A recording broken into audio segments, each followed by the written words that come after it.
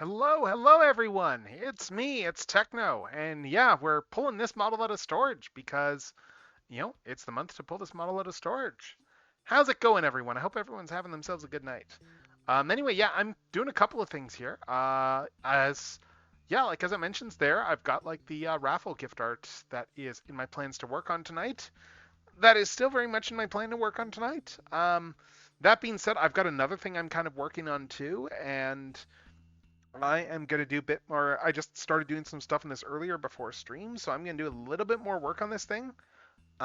Because yeah, I guess just minor spoilers. If anyone saw like last night's stream where I had like the little reactive one with the little pom pom one, I am just kind of I'm breaking that down into more parts that I can make a more proper PNG tuber because I kind of want to use that pom pom past October because I do enough Star Rail streaming. It'll be a fun one to use, like whenever I'm doing like a Star Rail stream. So I am just in the process of just currently enhancing that model so that I can use it, so that it's got a little bit more in terms of mouths and just breaking all the different parts into off of the single layer and onto their own parts, so that I can just do a whole PNG Tuber Plus rig. Like how this model has all these different moving parts with it. So that's the plan for that anyway. So without further ado, and then we're gonna do some inking later on. We're gonna do some inking a little bit later, but for now, without further ado, let's transition out, I suppose, to the let's transition out to our canvas, which is using my desktop. Actually, I'm not using my tablet right now. I'm just doing this on the desktop. It's a little bit easier, and we are going to put some stuff on too. Let's see. I'm gonna start with some music. I think. Let's put some Halloween. Let's put something Halloweenish on. Let's see what I've got in the playlist for Halloweenish things. Let's see what I can find. Halloweeny. What do we got? I mean, Nightmare Before Christmas is the obvious one. That's the obvious go-to for anything Halloweenish. But I'm just seeing if there's anything else I can do. You know what? Actually, let's do this. Let's put this on. Where's that?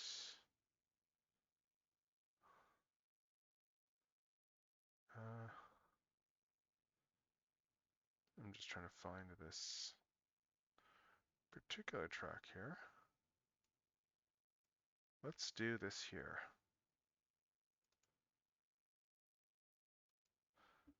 Yeah, let's do some Soul Eater stuff for now. So yes, it's gonna be pretty quiet tonight. I'm just working on parting this thing out, breaking it out into component pieces there.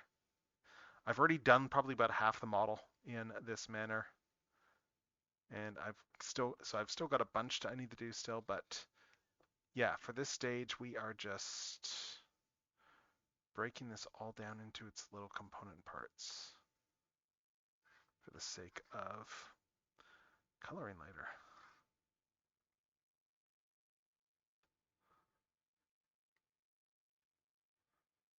Let's see. So we got all this here. Actually, where is? This will let me spot what I missed. Yep.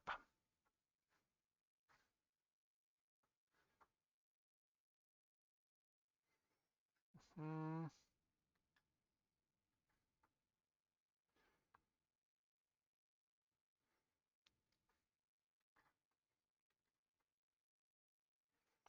Yeah, so it's some boring, tedious stuff, but it's useful, boring, tedious stuff, I suppose. There we go. Yes, there. Now I do that. Flip all this back on here. Okay, there. We've got the watch there. Uh, actually, I might I might tweak this watch even more. Yeah, let's.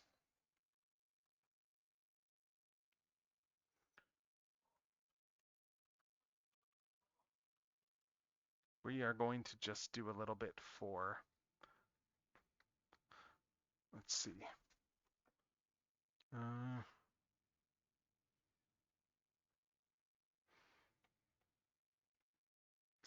I'm just going to break out this specific chunk of the watch chain here.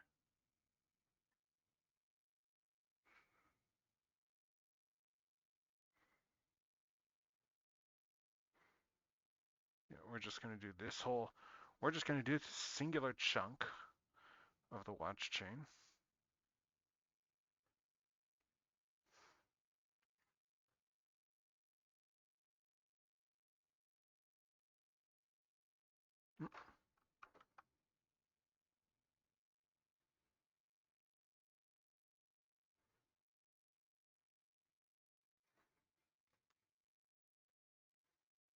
Yeah, so we just got these two little bits and bobbles there.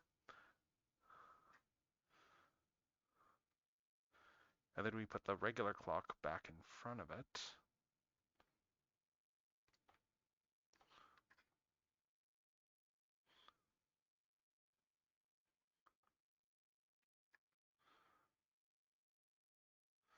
Yes, this just all goes here.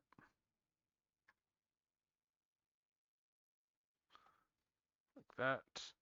Then we got those little bits of the chain there. This is all just going to be there for the sake of that's just going to be there for the sake of just so that when the watch is actually swinging itself. Damn it! Am I going to need to make the? I might have to break the clock into its own little chain too. Damn it! I might have to break the clock into like 2 more parts.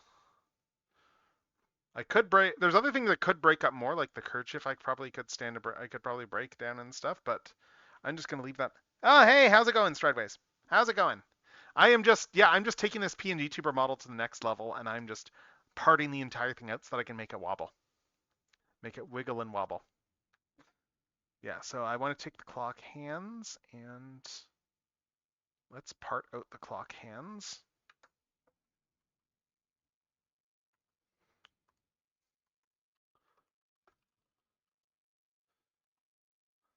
Because I'm going to be crazy and I'm going to just full on do these clock hands so that they actually turn.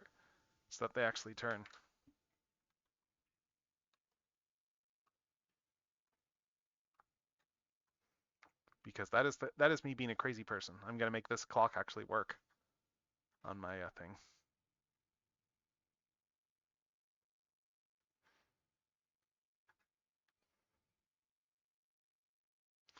Yeah, I'm gonna let me just see how this will look. If I do that with this, no, it's the top one I would want to do this with.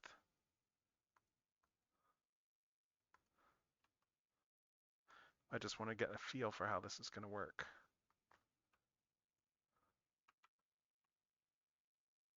Oh.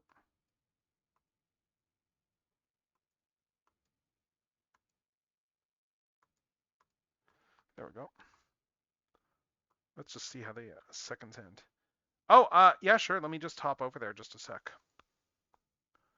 Yeah. Yeah, I can talk while I'm doing busy work. I'm doing this and then I'm doing some coloring. So let me just duck over there. Let's see. Yep.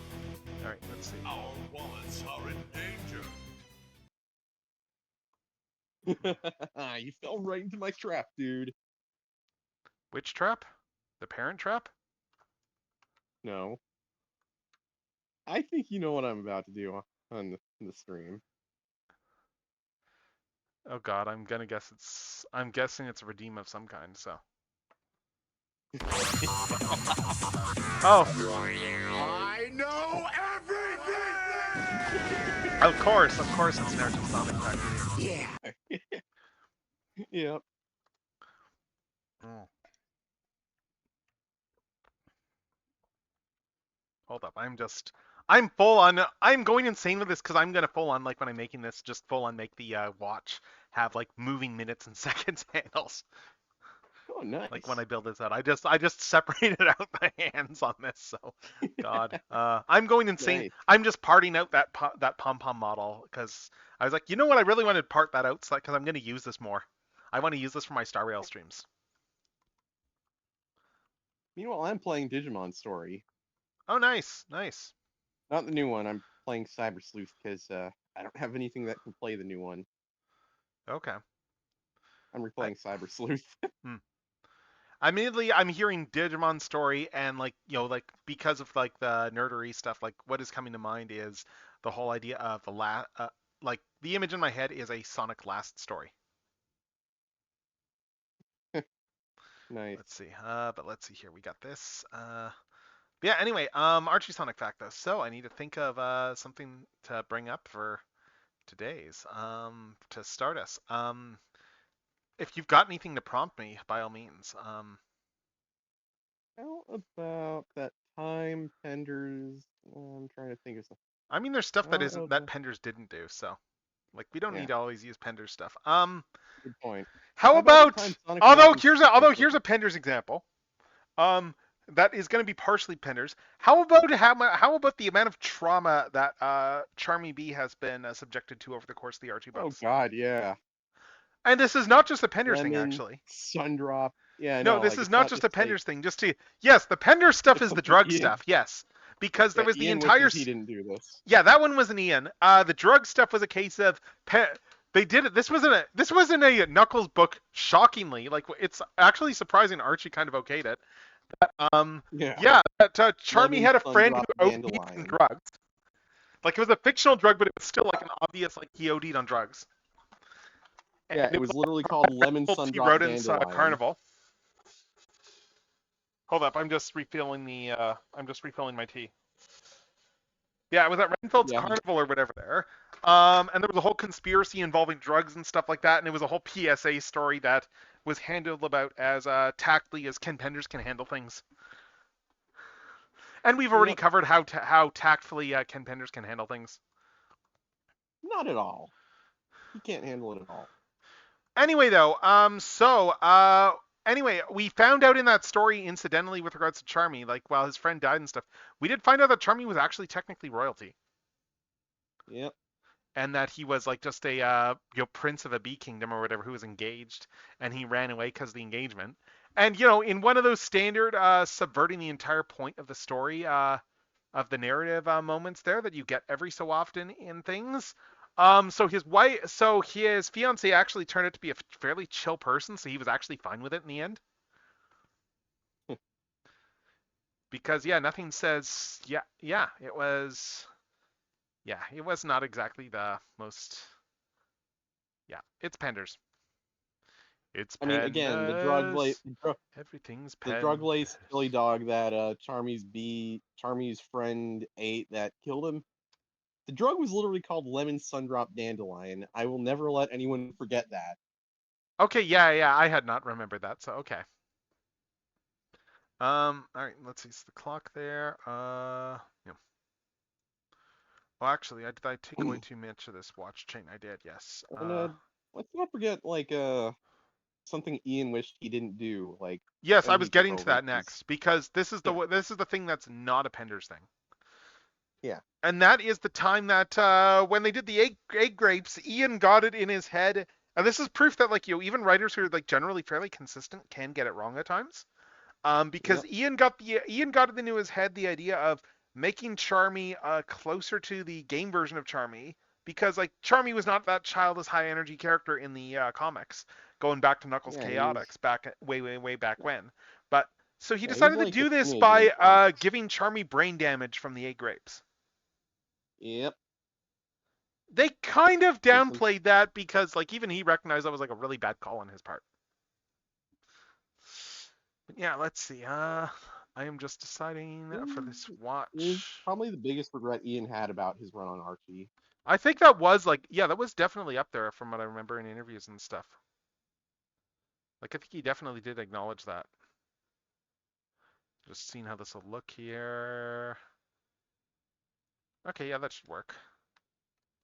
But that just revealed to me that I've got stuff I need to erase up here. Let's see. There we go. All right, so I got this whole clock part out now into like multiple different pieces for the chain.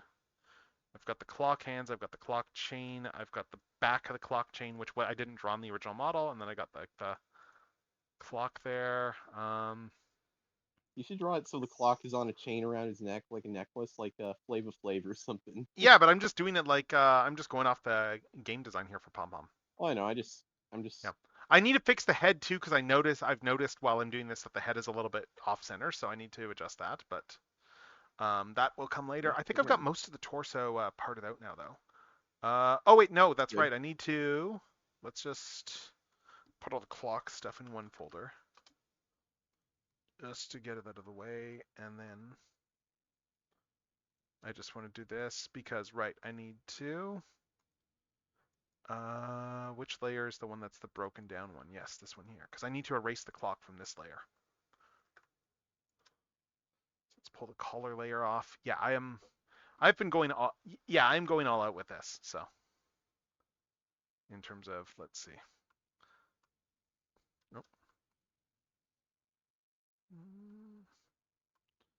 Let's see. So I need to figure out here. Yeah, I'm probably going to put on some reboot in a little bit too, but I figured I'd start with easing in with some music. So, Yeah. been a decent night so far. When Reboot comes on, I'll get off the PC so I can listen to Reboot. I mean, you're welcome to It chat all too, like swell. while reboot stuff is going on. Yeah. So I've seen all these I know. episodes, but like a few times. I mean, I haven't. Like I said, Yeah. never really got to watch Reboot. I never really was on my radar that much as a kid. Yeah, I mean, I like regret that. I was the right age. It's one of those things where it's like if you were a Canadian of the right age, you knew all about reboot. That's Yeah. just the way it was. So Kind of like being a kid in anywhere in the world in the '90s, like when Pokemon was a big thing. God, that was like Pokemon Fever. Like it's hard to. It's interesting when you just stop to think about stuff like that. Just it's hard to like relate to recount to people just how big Pokemon was in terms of just how massive of a deal Pokemon was when it first came out. Like, oh my God. Yeah. Like I'd say it's actually more popular now than it was as a fad, just because like it's endured long enough. But like the initial fad phase was like huge. Yes, everyone was playing it in schools and stuff like that. Like when it got big there and stuff like that. And like when the Pokemon cards were big, it's like yeah, like I was playing a lot of the Pokemon cards and stuff like when I was a kid. Yeah. I never really got too into the card game aside from hey, these cards are pretty cool. But I will say like I don't get these people who like say, oh, I'm gonna make a lot of money by investing in Pokemon cards. I'm like, sure you are, buddy. I mean, like considering like the some of the cards that they've done and how Pokemon fans are very good at TCG fans are very good at ruining things for everyone else. Yep. That's to be fair, that's not just on Pokemon fans. That is just TCGs TCG in fans general. in That a general. lot of the TCG fans are very good at ruining things for everyone else. Yep. Unfortunately, Pokemon fandom is full of people who ruin things for everyone else. Like Pokemon fandom even ruined the games for everyone because they kept complaining about art styles, and that's why they kept trying to switch art styles with each game on the Switch, even when they had perfectly decent ones. Because like people were like, oh, this, then we ended up with Scarlet and Violet, which just didn't have a good art style. But they seem to have gotten the art style right with Legends EA at least, so there's that. Is the concept artist still at the Pokemon Company, or did they move on to other things? Like the one that did the G-Quex designs. I think he's still the. I think they were always a freelancer, not like actually part of Game Freak, Okay. like the G Clubs. I was just kind of curious because I like that because it's an iconic art style and there's a lot of people that do things like Fakemon. Like there's a few streamers I follow I found more recently actually that are like big into doing the Fakemon stuff. Yeah. Like just designing Fakemon and stuff like that and just doing like participating in like Fakemon competitions and all that sort of thing. I am also a bit of a Fakemon fan. You don't say. Yeah. I would have never guessed that.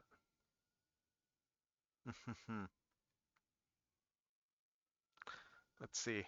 I need to watch too, like more of that. Oh wow, yeah, this is really off balance. I need to adjust this, but I need to watch more as well of that Kamen Rider series when we get more episodes of that. The one with the that anime that I think I mentioned it a little bit last night on stream there. Yeah. The one where with the guy in his 40s who like his wish fulfillment of like he always wanted to be Kamen Rider like when he grew up. And then like an opportunity, and then it's like the opportunity presents itself with like a gangster who is using, who decides to have his men doing like shocker-inspired crimes. like for like robberies and stuff, and that kind of like spurs him up, and he keeps resisting for a while because he's just very much in the mindset of it's like this. Yes, this is like what I've been wanting, but this wouldn't be real sort of thing. It's like this would be, it's like it wouldn't necessarily, he's kind of trying to stop himself sort of thing from just going full bore. Yeah. Like they do a flashback sequence in the episode there, like to him in high school there, where there's a whole bit where it's like, he's kind of like a bit of a loner type person, and he gets into a whole bit where it's like he rescues like this girl who's being like taunted by bullies and stuff there. And then the next day, that guy and their friends, they're from like a rival school, they all show up to beat him up, and you get a whole bit there where it's just like it's he gets beat down first, and then seeing all the stuff she goes through, he's like, okay, I need to reveal my power, and then it's like, and then he full on like just pulls off his shirt. He's got like a rider belt, like rider one belt, like just drawn on his chest there, Nice. and he does like a whole like henshin, just beats the tar out of those guys and just scares everybody because of just how like strong he actually is. Like there's a whole thing where they do a training sequence where he's like fighting he's just in the woods doing his training, and he like fights a bear, Wow. and he goes toe to toe with the bear, and the bear just comes at him, and he goes toe to toe with the bear, and he wins. And he Holy is like, crap. yeah, he's like it's very much a case of, like, yeah, it's the wish fulfillment thing, but the guy is like actually like very much kept himself in very good physical shape. Like he works construction, that sort of stuff. Oh. And it's like, and just the moment where it's like, where he like, and the episode two tease looks interesting because the secondary character, like this is all based off a manga that I've not read, but I'd heard of it. Yeah. But like the secondary character who looks to be showing up is someone who is a tackle cosplayer. Yeah. Tackle. Yeah, yeah. Yeah, like Tackle. the other character, she's going to be like she's a tackle cosplayer, so like for your deep cuts for Kamen Rider stuff. Yeah.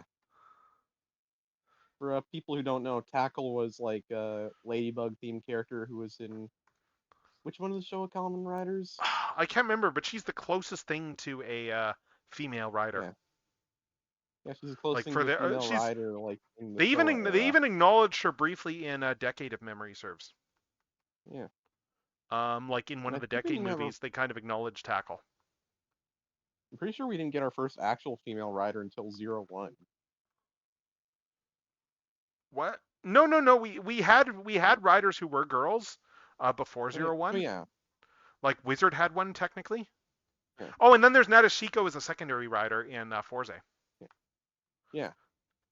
I mean, Nadeshiko, I don't know if she counts because Space Alien, but Yeah. yeah, that we technically have had them before though. Yes. Okay. Stuff. I'm just looking here. Put the arms on. Okay, that looks pretty good there. If we turn the clock back on. Okay, yeah, that's looking good. I mean, I did play with some of the lines, and I think I'm probably gonna thicken some of these clock lines. I'm just trying to bring this in line with my existing model as I can, sort of thing, in terms of just the aesthetics, because Nice. I really like that one. So let's thicken that line up a bit here, and then the clock. Yeah, that's all right. So that's probably good there. So we got all this here. We got the collar. I've got the legs and tail already done on their own layers too. But the torso's all done. So we got all this stuff Nice. parted out right now. Oh, and I got all this stuff on the tail I need to clean off. Hold up. So we have, yeah, I need to clear that off.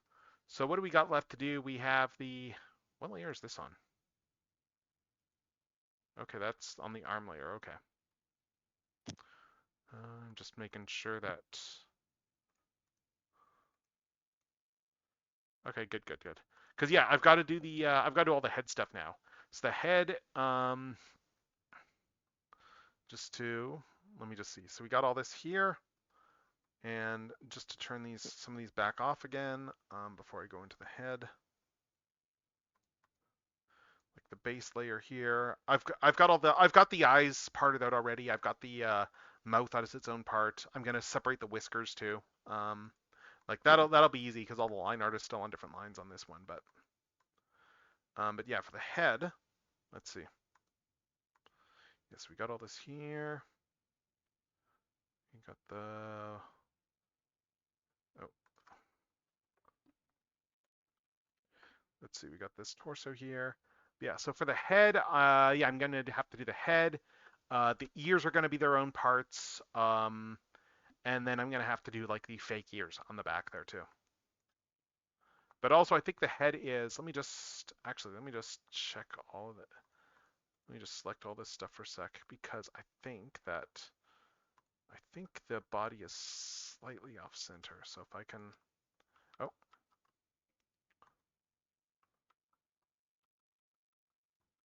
yeah, let's just select all these layers because I think I'm just moving this over here. Okay, yeah, there's stuff I'm just trying to center everything right now. So yeah, I can tell there's stuff on the head that's slightly off center here. The head is slightly off center. The legs are too, but I can fix that really easily there. The legs are pretty much centered now. Arms, are the arms about the same length? Let's see.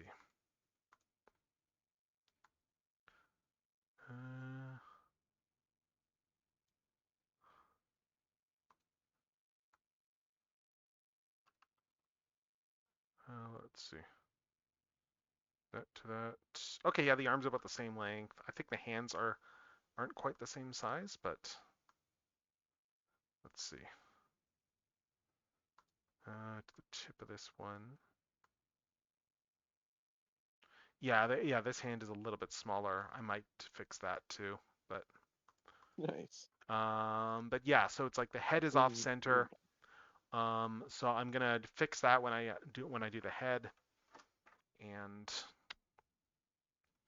yeah, the head is up next, I guess. So let's just turn off all these layers and start parting out the head. Yeah. I guess I could always do like the bangs too. Like I could always have the bangs wiggle a bit. I probably won't bother with those, but we'll see.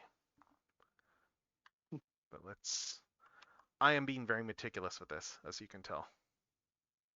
Yeah. So we're just going to do the head here. Actually, yeah, we got the pupil. Yeah, we got the pupils, the eyes open. Eyes closed layer there. But let's see.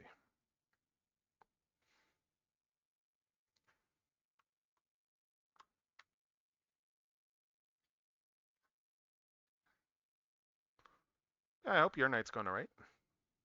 Yeah, I'm doing all right.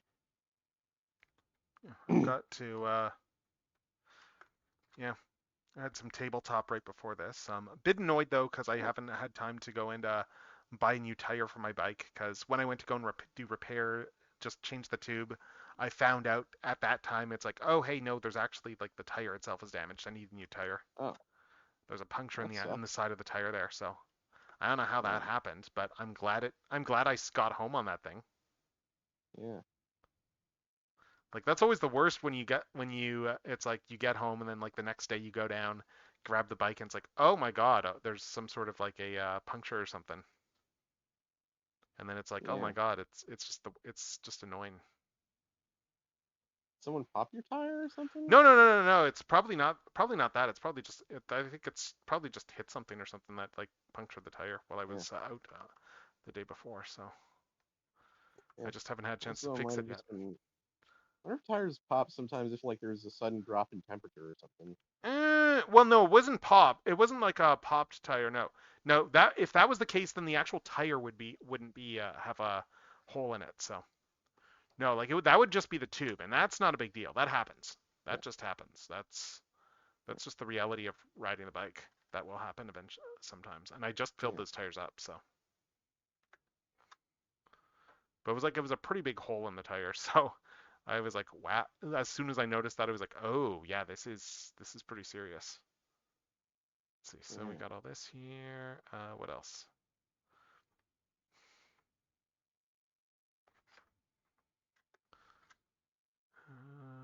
Just erase these ears.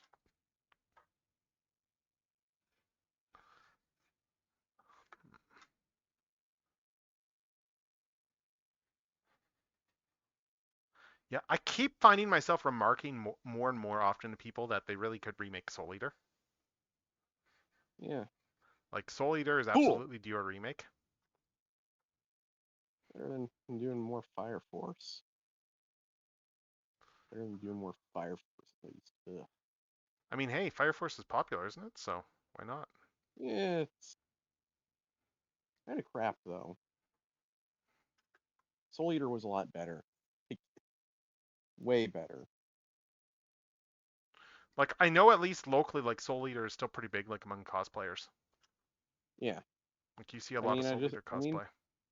yeah, I saw Death the Kid cosplayer at the last convention I went to. Told them did the whole Mm-hmm. bit with the asymmetry thing, and they actually didn't react too badly to it. Like, they didn't react super in character to it.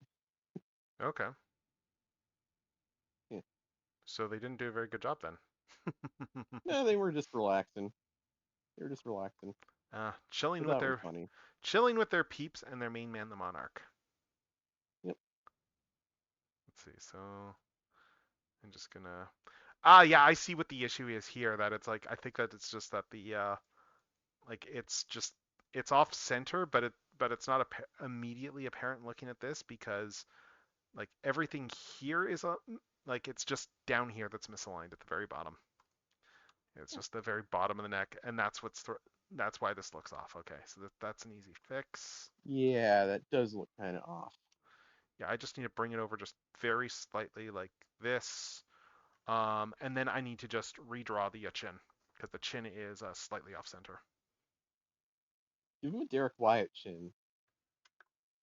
I'm kidding, but it would be Yeah, funny. let's see. Actually, I wonder, can I get away with doing this? Let's find out. Oh, I'm just curious if I can get away with just using a transform tool on this. Dun, dun, dun, dun. Sorry. Let's see if I do that there. And then I take this side here and stretch this side like out.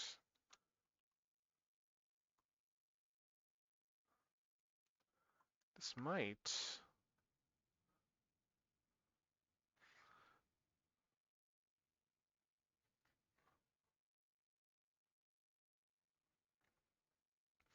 Okay, I think that looks. Yeah, the whiskers I'm gonna play with too, but I think that looks better already. Yeah. Yeah, that looks a bit more centered. And hold up, what the heck? Why is the collar missing a bunch of stuff here? Oh, I see what's going on. Okay. Yeah, no, it's not missing stuff. I just haven't erased that chunk. I just have to erase all this stuff down here still. That's why. Okay, that actually looks a lot better though. So in terms of being centered, that looks really good. Nice. Yeah, so it's yes. Then we just bring this eraser around here. Honestly, it's a lot of fun just doing these sort of parting jobs here. So it's boring, but it's fun. But it's kind of a bit boring tedium. But I mean, like the actual results tend to be fairly satisfying once you get just getting that artwork just wiggling and moving is just Yeah. a lot of fun. Let's see. So, Nice. oh, I thought I selected that. There we go.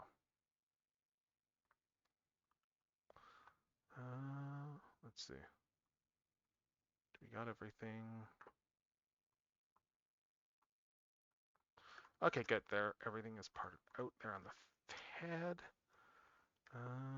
Yeah, I need to adjust the whiskers a bit. And I see some. There we go.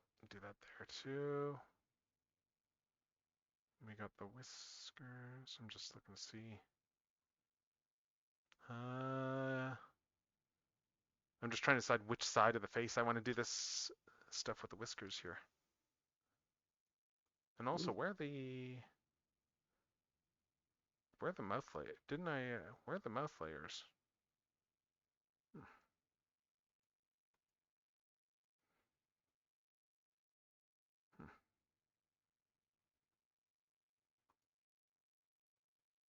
Hmm. Where are the mouths? Let's check the base layer here. Ooh. Oh, okay, it's its own layers down here. Oh, okay, okay, it's just I had those layers turned off, that's all. Okay. So let's grab these and let's,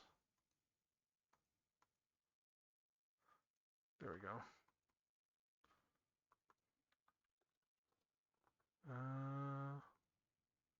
Yeah, this is the fur dye layer.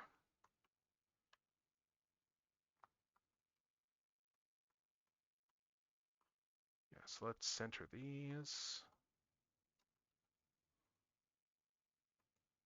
Mouth open, mouth closed.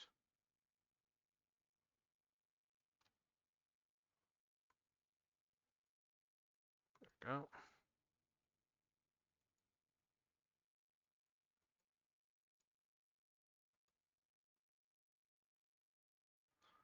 Eyes closed.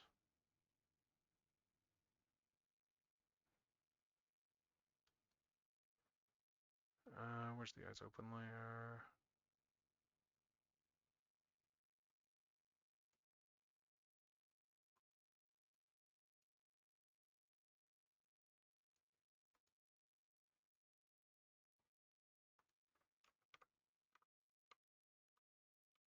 Okay, really? Okay. Let's adjust this here. Uh,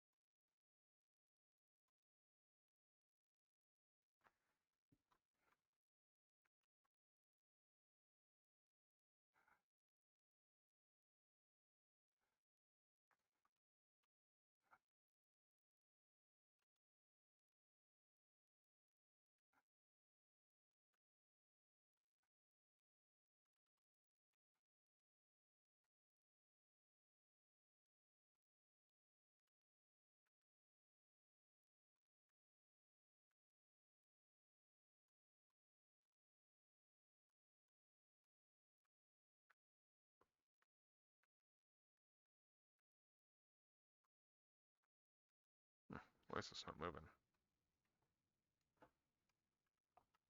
Ooh.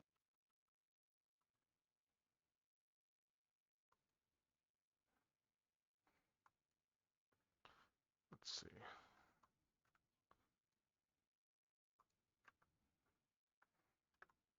That one goes there. Yeah, I need to make this one a bit wider.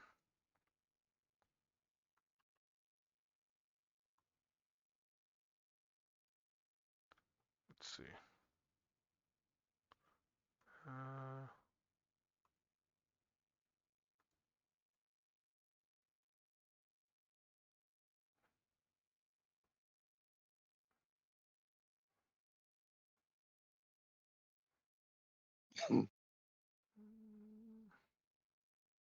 yeah, the eyes aren't really that symmetrical, but let's see. Oh well.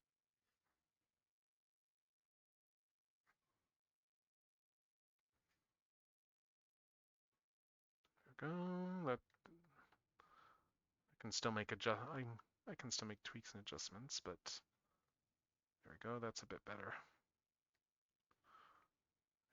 I think.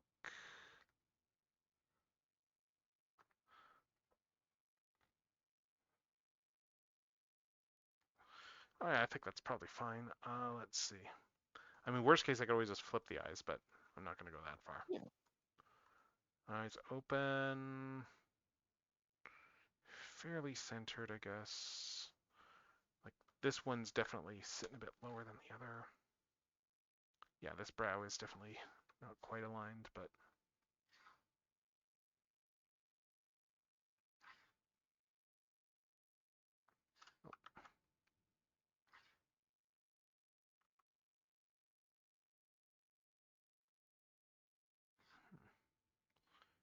oh yeah, I can see that's like, yeah, this one's sitting much lower.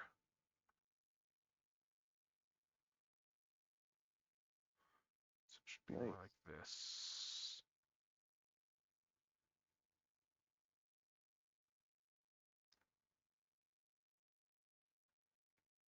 Hooray for being nitpicky. Yeah.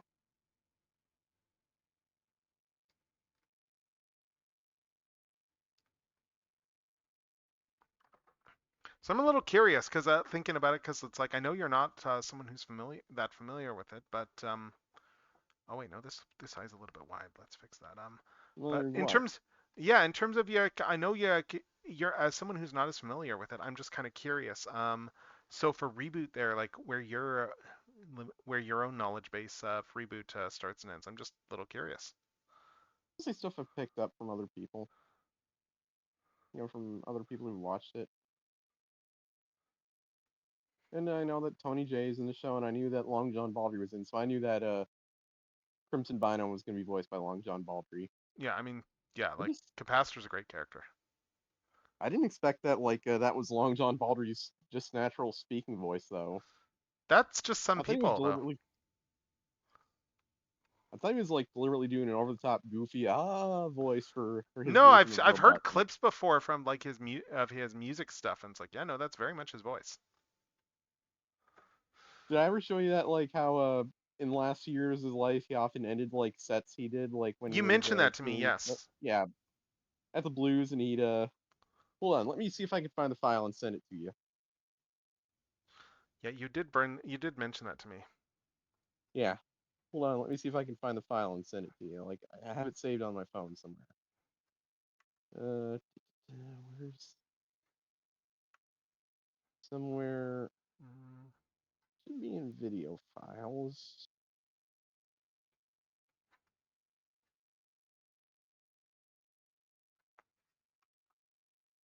Yeah, here we go.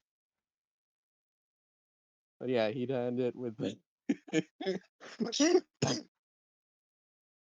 by saying the thing. I hate that hedgehog.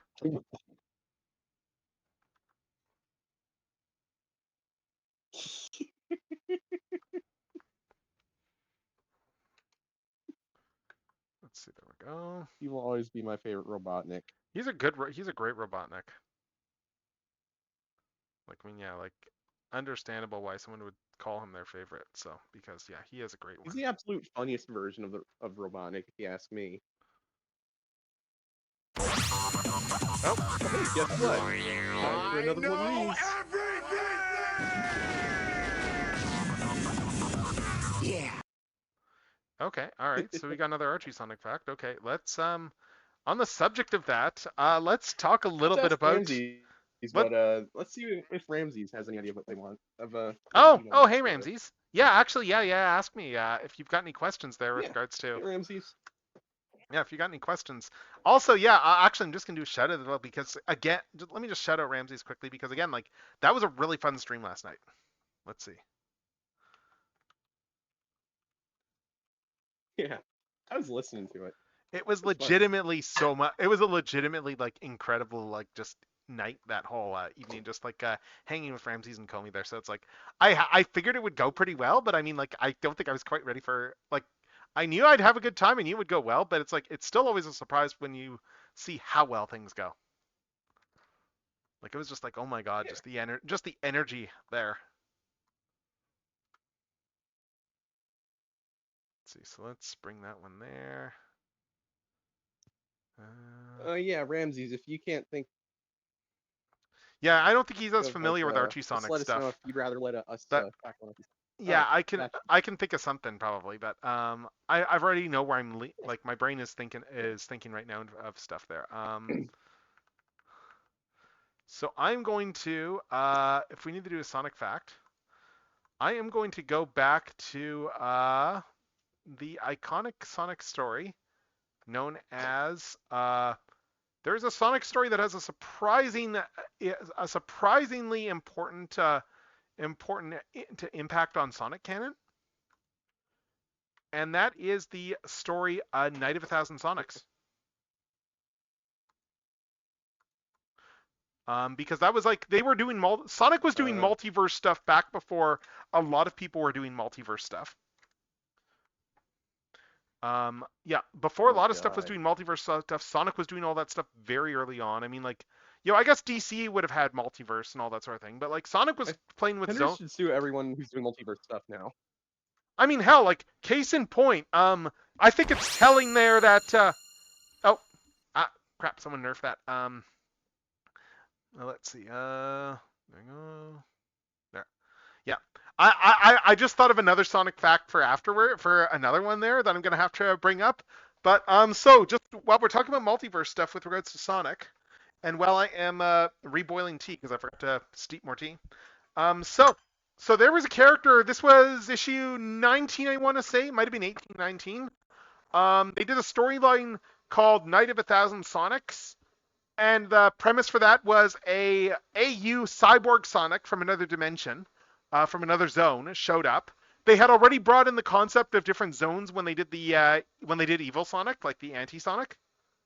Who Penders claims to own because of course he does. But anyway though, so they brought in this was a Pender story incidentally too.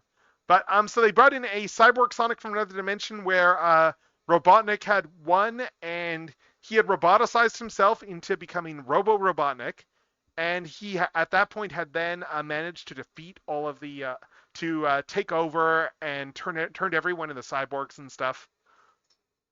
And so they got a whole bunch of like just Sonics from across the multiverse to fight him. And again, it was your very classic multiverse story there where you've got like every Sonic has like a primary attribute about them. Yeah, your standard multiversal story there with Sonic. Anyway, we then in issue.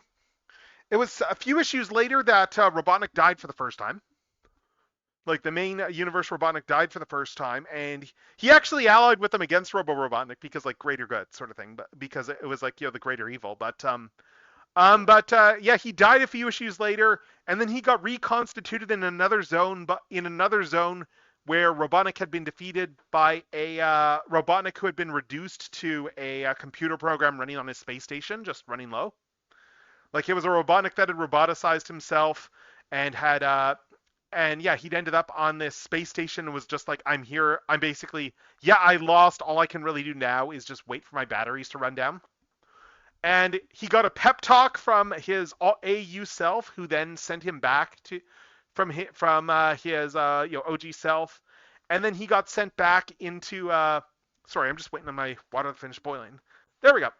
But yeah, he got sent back to his own zone there, reconstituted, ready to fight the evil fight again. But what they didn't know, because this all got retconned years later, is, and I never really liked this retcon myself. They did a whole, like, Robotnik died in issue 50 for, the second time and final and definitive time, I suppose, when the Ultimate Annihilator destroyed him. And in issue 75, they had been building, it was a post-Robotnik era, but there was like a mysterious force that was doing all this stuff behind the scenes, like activating all these satellites. And as we eventually found out, this mysterious force was what appeared to be Robotnik himself, returned from the dead, except that the reveal in issue 75 was that it wasn't Robotnik, it was rather Robo Robotnik, the one from Night from a Thousand Sonics, who was now retconned into being the same Robotnik who had saved this universe's Robotnik like back in issue 22 or whatever. And he basically went, that pep talk worked. I killed my Sonic, I won, and then I got bored, and then I got bored, and then I saw that your Robotnik was dead and went, well, what's a Sonic without a Robotnik? So he basically zone hopped specifically just so he'd have a Sonic to fight, to make his life miserable. And then that proceeded to be the Robotnik for the rest of the comic run. And it Yep. like the way Ian handled it essentially there, by the time it reached him, was he was like, you know, it doesn't really matter that he's from another zone because these two characters pretty much have like 99% the same backs. Like their backstory up to a point is pretty much identical, so there's not really much of a point in dwelling on the fact that, oh yeah, he's from another zone. Yeah. But there was, I remember in the early Bumble King days, there was some like element of like just on the forums there of people who of discontent in terms of, oh, but what about the real Robotnik? He's still out there, sort of thing. Like that when they did the whole Anonymous storyline, there was speculation that, oh hey, Anonymous was actually like, because of Anonymous's silhouette, there was speculation that, oh, he was actually like the mainline Ivo Robotnik, like back from the dead, who was like doing stuff behind the scenes. And then that all got revealed to be a feint and stuff there, It you know, was because Adam. Ian wanted to clean it all up. Yeah, it was Adam. Yeah, because Ian wanted to just clean everything up and just like deal with that plot line and move on, which is fair. I will admit it's been enough time, so I will admit that I did have, I honestly did get a warning at one point with regards to how I kept bringing up like the OG Robotnik on his forums. I got like a private warning, Yeah. and once that happened, I shut up. I was just like, okay, yeah, you're right. I went too far. I'm shutting up now, and then I just shut up about it. And like, cause yeah, I had got, yeah, no, that was like, that was me being an idiot, and I will. It's been like what, like 20 years, so I think I can own up to that. God, it's been 20 years. Anyway, yeah. So that is the Sonic. That is your Sonic fact. So let's Yeah. see. So we got that head here. I will part out the ears off of this head shortly, but first let's. Yeah, cause look at the big difference there in terms of like just the placement. Yeah. So Yeah. the ears. I might actually redraw this ear here because it is. I might just like mirror the more detailed ear and then just reuse it. But Makes let's sense. see. Yeah. Where is that layer? Where's my base layer? Because yeah, the ears are just a case of it's like, well, obviously I had to do like some giant oversized pom pom ears because of course. And- Let's see. I So mean, yeah, you had to do some oversized pom pom ears because he's he's the pom pom from the yep. Honkai Impact. Yes. The actual pom pom. Yes. And he's telling you to sin Shadow. Sin it to win Yep. it. Sin by playing gotcha games. Playing gotcha games is definitely a sin. Mm-hmm. I mean, Yeah, God. you heard like the voice for Shadow and Snap Cube. She came out as a trans woman recently. She's going by Jenny now. Oh no, I did not. Oh, good for her. You know, Jenny Mitchum, like yeah. No, I I just don't pay found out attention like to a lot of that stuff. So yeah, like seriously, good for her. yeah. That I is just found out awesome. when I brought up like when I was talking about how Jenny and like was still referring to her with her dead name accidentally because I didn't know that. Yeah. And You someone didn't said know any better. she's That's going by completely she right now. fair. Her name's Daniel. Yeah, you can't be expected. You can't be expected to pay attention to like every And single I'm like really voice happy actor in the for her. fandom. Like yeah, and Yeah. just it's I just the still whole. maintain that Jenny Mitchum is one of the best Shadow voices. I just It is a good shadow. realized Jenny and Penny, their names rhyme. Hmm. She is a good Shadow. Yeah. Like honestly, I think Jenny Mitchum is just kind of my default Shadow voice at this point. It's either her or Keanu Reeves. I mean, Keanu was like really good as Shadow. Like Yeah. that was casting where it's like you knew Keanu was going to be good once you start reading the behind the scenes interview and how seriously he was taking the role. In terms of the fact like he was genuinely like just doing the research on Shadow's backstory. Yeah. And then of course, we got like Jeff Fowler himself who, like worked on the Shadow the Hedgehog cutscenes like 20 years before. Like he Yeah. worked he worked on a bunch of those cutscenes and he was specifically referenced like that one shot. Like I love how it was like that one shot like with Sonic collapsing, he was stripped. Like, oh yeah, that was specifically referencing that cutscene. Yeah. Shadow the Hedgehog was definitely a game of all time. Yeah, and Not the worst Sonic we owe it to Jack too. game, but definitely not the best. You know to what? Jack too. I saw like an interview with the director there because like after Heroes, Yeah. like he took a break to like he hadn't played any new games or anything or whatever, and like so he took a break from like game to post stuff there, and he played Jack too, and he loved Jack. And like there's interviews from back there where he's talking about it's Oh, like oh yeah like I just played Jack 2 recently and he loved the game. So like there when you know huh. that it's like oh there was a direct line between Jack 2 and Shadow the Hedgehog. Yeah.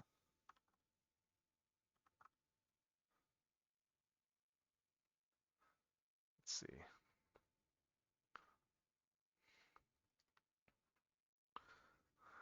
I hope my one friend sets up like the online shop that she wants to at some point because I will probably have my Shadow Says stickers on there once that happens. Yeah.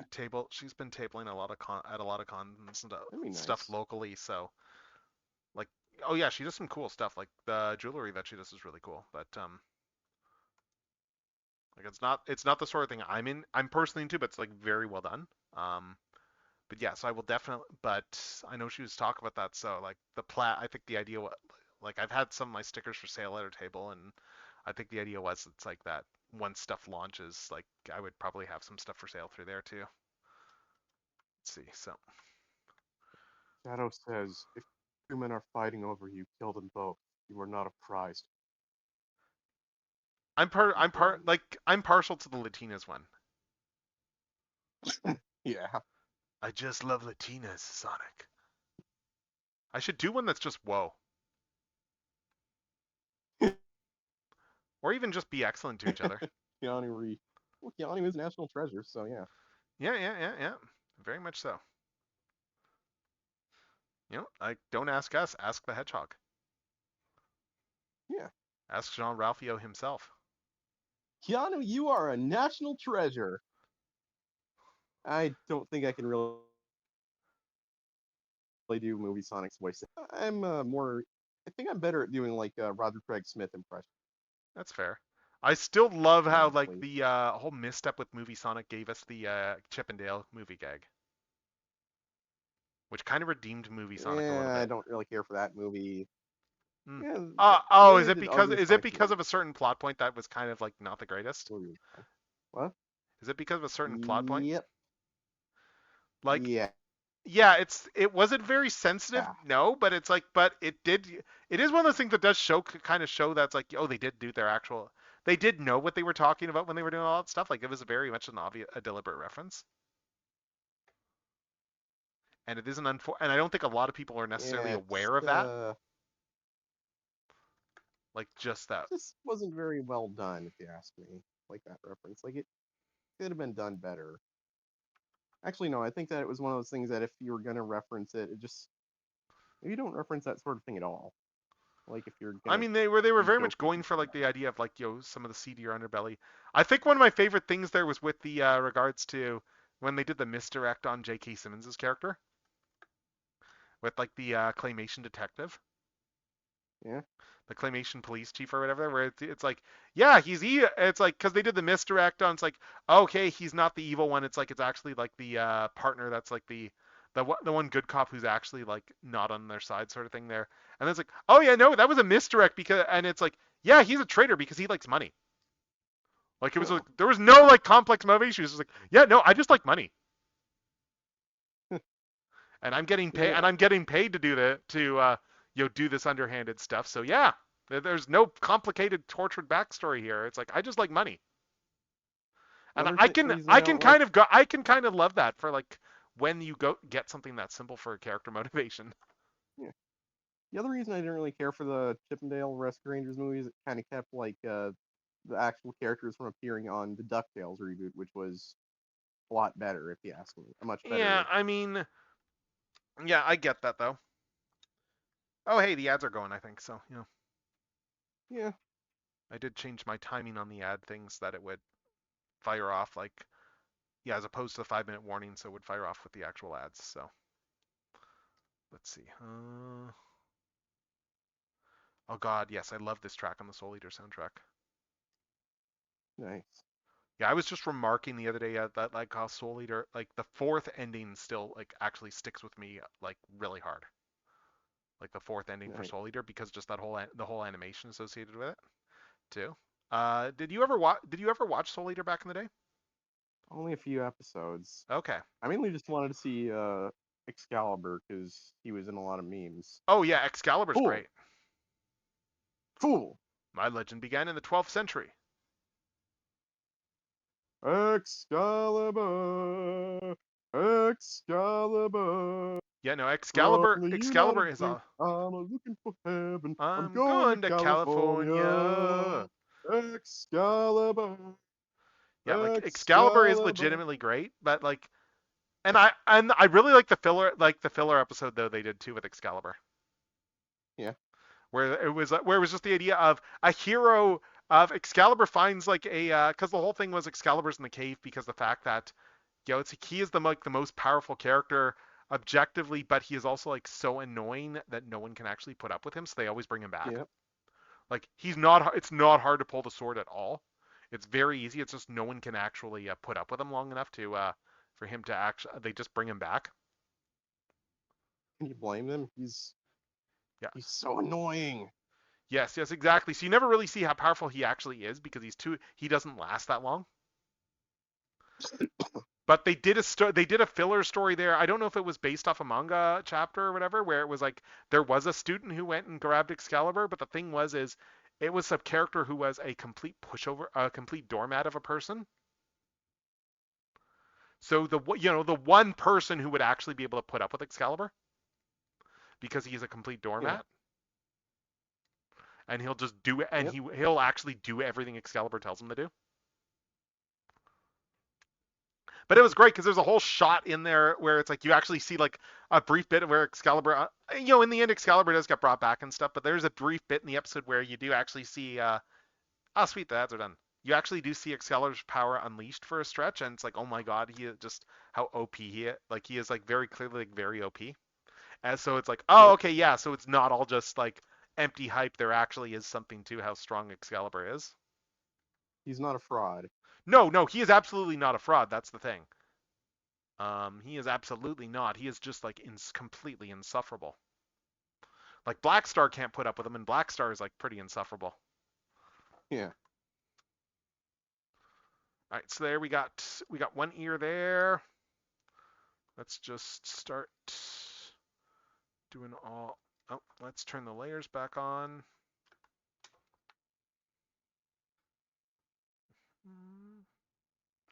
Oh, and then delete all these.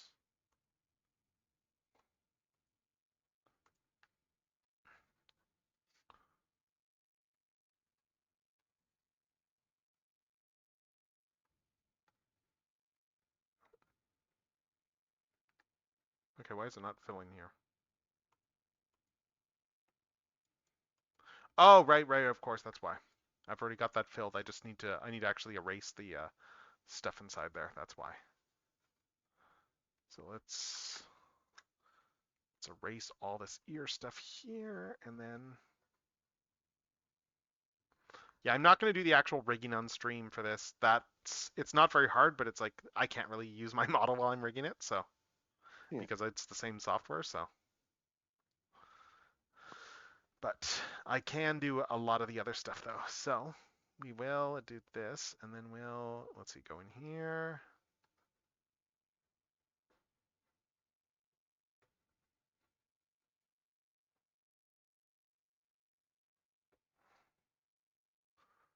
Hmm.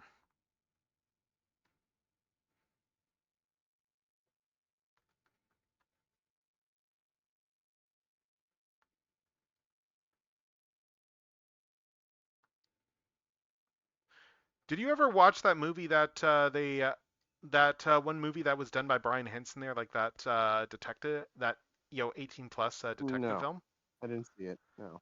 It's not a particularly good film, I will admit, but I mean that's like yeah, it was you can kind of see why no one actually like gave him the money to make that movie.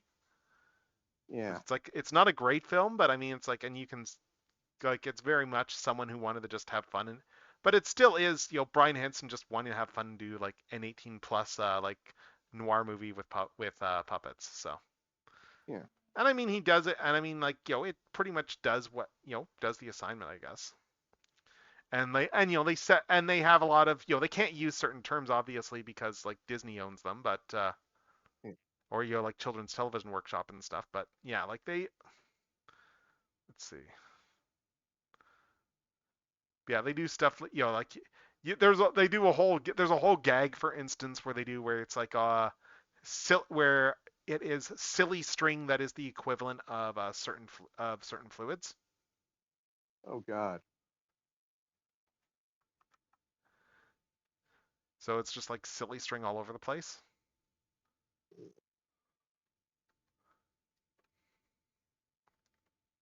Let's see. All right, do this here.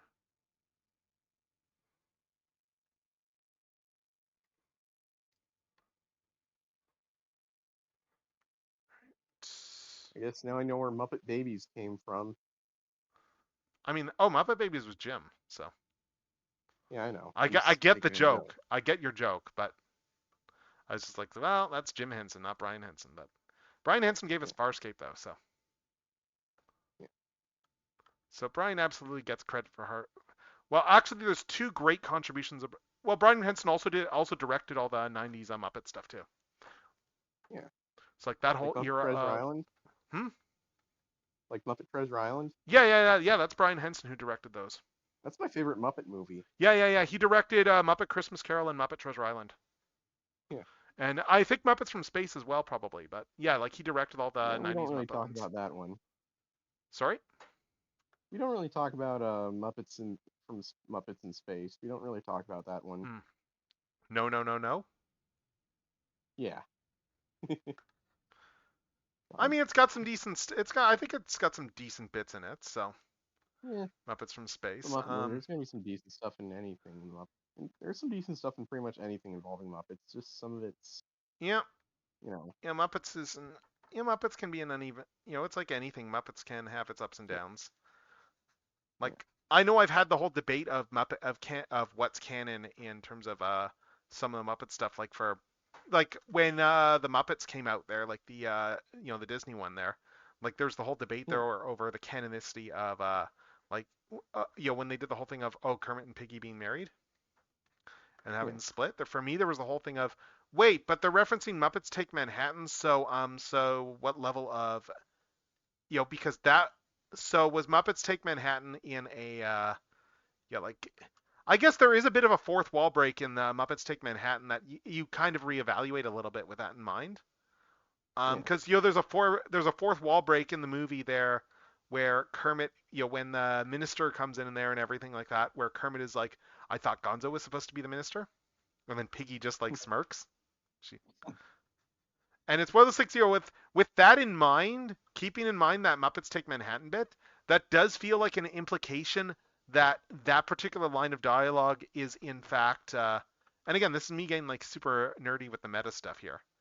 Like the implication for that, to me, for that feels like that actual bit there was Kermit out of character,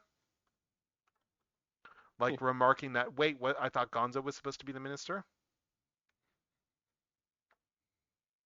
Miss Piggy got him in a real marriage. Mm-hmm. Oh, right, did this a different color? Okay. I mean, Right. she's a pig. Pigs are smart, so you know. Yeah. Oh, absolutely they are.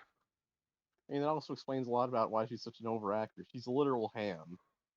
I mean, I think that's partly the joke. And I mean, you watch early Yeah. Muppet Show episodes, and like there's early episodes there where where you've got Link Hogthrob and Doctor Strangeport. no, I don't mean that. I mean just like in some of the earlier Muppet Show episodes, like from season one, they haven't quite gotten the character yet. So like they've Yeah. got the puppet, but they haven't quite nailed down the Miss Piggy character. Like she doesn't come in Yeah, I've like watched the first the season. full She's, character isn't not. like properly until later in season one. So Yeah, like early on, she's just a pig woman. That's like she's not even like Frank Oz isn't using like the voice that's like the Miss Piggy voice yet at that point. Yeah, like she was basically just a background Muppet before. Like someone said, Yes. maybe we should make her like a major character. And I mean that's where a lot of them came from. I mean it's like Gonzo for Yeah, instance, like Gonzo's whole Gonzo's puppet got changed between seasons because of how Dave was playing him. yeah. Like originally he was a bit more of a jerk, but then like Dave was playing as more of an earnest Yes, goofball, and yes. Yeah, exactly. A more earnest character there, and that just like, struck a chord, and they redesigned the puppet in between seasons there to give it the more expressive eyes. yeah, yeah. It's kind of funny because early on Gonzo had a bit more of a high pitched voice, but then kind of more of a voice like this. But eventually Dave settled into a voice like this. And now he is and now he's like I think he's the one guy left who's still like one of the original performers. Wow, I think he's the only original performer who's still doing Muppet stuff. Come to think, wow.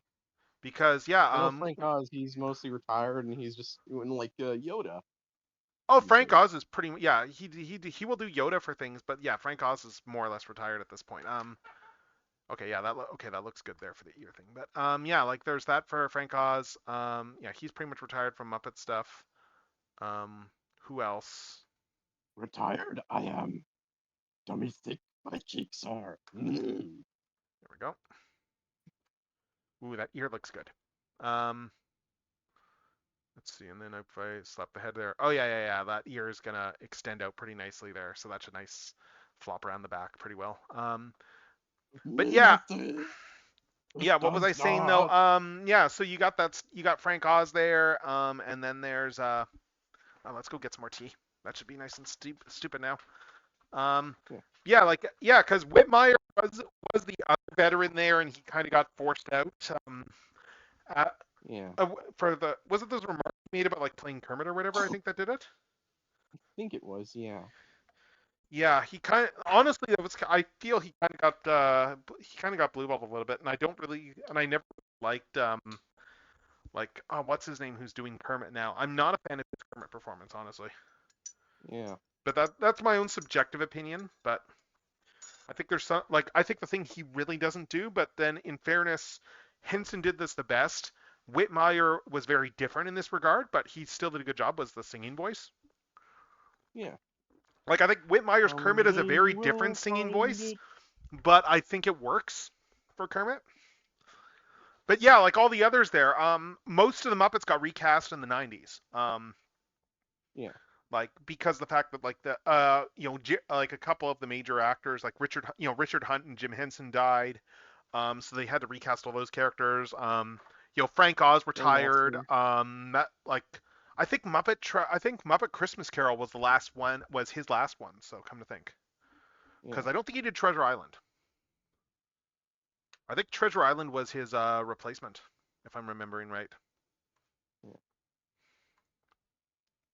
And it had my absolute favorite role of Tim Curry in a movie. I mean, it's Tim Curry, the man who would be a Muppet. He would be a Muppet if he wasn't a human. I'm trying to remember what it was. I saw a bit there where someone was talking about, I guess, like with Tim Curry, that they'd had the opportunity to. Yeah, I'm just gonna flip this here and just reuse this here. Like they had the Yeah, opportunity to work fucking with Tim him Curry. on a project there. I think it was while they were working on that, and he remarked, and Rocky Horror came up, and he remarked that he was actually like really proud of Rocky Horror, like partly because the fact that like just it saved a lot of smaller theaters Yeah. because of just like just the impact that had on the theater because Rocky Horror of just all those box office receipts that for repeated screenings. Tim Curry's cool like that. I mean he's a theater guy like like at his Yeah. heart, so that doesn't surprise me. The theater.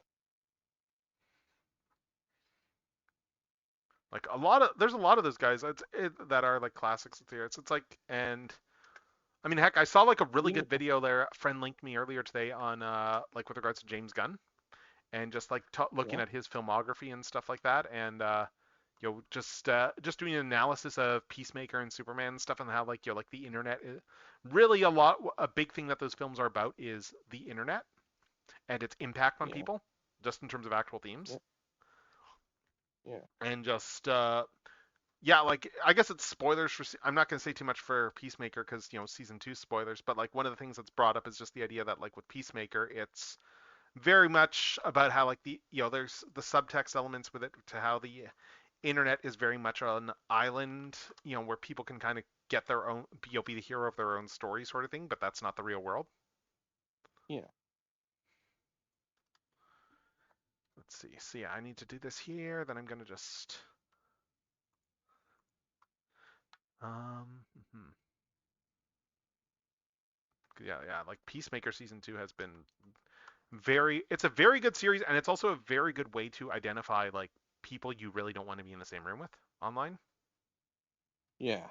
because of like there's a number of shows, there's a number of things out there where people are very good at telling on themselves. Yep. Like it's not even just that. Like I've seen that. Like it's like, yeah, you got people like being critical of like just not just Nazis and being like, why is everyone like doing all this criticism of Nazis and stuff in their projects? Like why do they keep doing this? It's like, because maybe you should be asking, why do you have this problem? Why are you defending them? Yes. Why are you trying That's to not a whole. why yeah, what does that say about you? Yeah. Let's see. Yeah, actually, as I'm doing this and thinking about it, I might even like do when I switch over my inking stuff, I might even do that on this too, because it's gonna be it's a lot easier to sample colors on my desktop, because then I have my mouse as well. So for just doing things like sampling colors and such. Let's see. So there's that.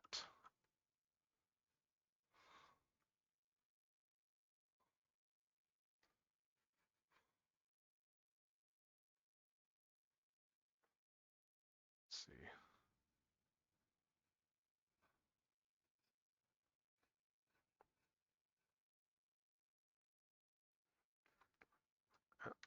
Something's off over here. Okay, so there's the other pom-pom here. I just need to change the colors and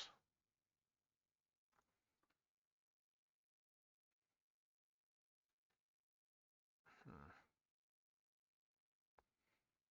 But yeah, one thing I do like with the analysis when just talking about like James Gunn as a creator is that the other thing that brought up that he does big blockbuster stuff, but he manages to make them feel like very personal stories. Yeah. Superman, the Guardians of the Galaxy, Like those are Peacemaker. blockbuster fare, but like they feel like very personal stories. Like Guardians, yeah, Yeah. Guardians 3 very much, yes. Like it doesn't feel like he's compromising his own vision in those films. Yeah. And that's hard to do on like those types of projects. So kudos. Yeah. See, delete layer. There we go.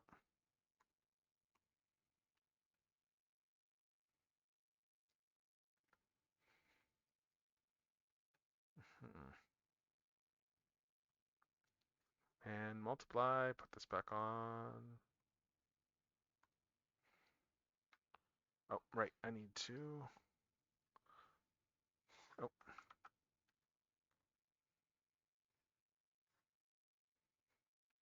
Oh, hey, guess what time it is? oh. I know everything! I do have more redeemable notes. Yeah. Yeah, I know, but this is the funniest one. I know. It's a good one. Let's see. Yeah. So what do we want to do for the next? Oh, nice. I'm still very happy with how well that lined up in terms of just like for the music when I threw that together. Yeah. Okay, but yeah, okay, there we got the two pom-pom ears here. Nice. All right, but yeah. So what do we got to talk about next? Sorry, I'm just checking this here. Put the tail. No, I had the ears in front of the tail. Right. There we go. Yeah. So Archie Sonic fact. The next, I think I was gonna do something else Robotnik related. I had one in mind. Mm, I remember. Yes. Yes, we are going to talk about. We're going to talk about the impact that Sonic has on, Spider-Man stuff that came years and years later, and how the Archie Oh Sonic yeah. books happen to me. You could argue that the Archie Sonic books, there's a direct line that can be traced from those to, the Spider-Verse films. Yeah. Yes, because see, back in the day, there is a story in one of the Sonic Super Specials there that introduced a character called Zonic, the Zone Cop. Oh yeah. Sonic. Yeah, he's like like that from a perpendicular dimensions. Like the idea is like like they police all the different zones, and they were, and I think that was very much them kind of trying the genie, it was a combination of them doing multiverse stories because they had been doing a lot of like zone crossover stuff at that point. Just with the idea that the Ultimate Annihilator made it like a lot easier to do crossovers. And like the Zone Cops are kind of trying to put a lid back on all this stuff again there and everything. So Sonic runs into Sonic at some point and stuff. But the reason that they're significant, and then there's the reveal like sometime later that Sonic is like another Sonic double himself. Um, but where the connection is though is guess who wrote that story? That first story with Sonic. Uh, Bendis? No, No. no, it was Dan Slott. It was Dan Slott. Oh yeah, Dan Slott. Yeah. Yeah, the man who would go on to do Spider Verse like sometime later. The story that kick-started the obsession with multiverse stuff everywhere. Like it was very much like he wasn't the first to do multiverse. Let's be clear. Like that was a very common trope and that sort of thing. But he kind of act like unintentionally, I would say. I don't think there was any intent, but the problem was is Spider Verse did too well Oh. in the sense that we get so many multiversal Spider-Man stories now because of how well Spider Verse did. Yep. Like, I mean, we got a blockbuster film even. Like, that's how insane it is. Like that Yeah. movie, that like it's important to. It's always weird when you get those sorts of stories where it's like where the story succeeded too well. Yeah, like Clone Wars is Yeah. another example of that. Sorry, Clone Saga is another example of that for Sonic stuff, for instance, Yeah. where Clone Saga was Any like, new Spider-Man? hmm. Clone Saga was Spider-Man, right? Yes, yes, yes. Clone Saga, like a big part of the reason that Clone Saga kind of petered out the way it did was because Clone Saga was too successful. Yeah. Because so they wanted to keep dragging it on because it was doing too well. Um, so I mean that's always a risk though with those big events. And another example would be Secret Wars Yeah. because Secret Wars was another one of those like massive events, massive crossover events where it had never really been done before like that. Um, that whole company-wide event there with just all the different characters. And I think the big thing too with Secret Wars, that's a notable thing is that with Shooter, to help hype up Secret Wars, he went and told everyone, okay, everyone, you all get to make a big status quo change in your book that you don't have to explain. Huh. So if there's say a status quo, if there's say a big thing you want to do, like for changing up status quo, because the idea is that we will explain this all in Secret Wars in terms of Yeah. why things are the way they are. Like for instance, you had things like she like I guess the big one would be there's a few major ones.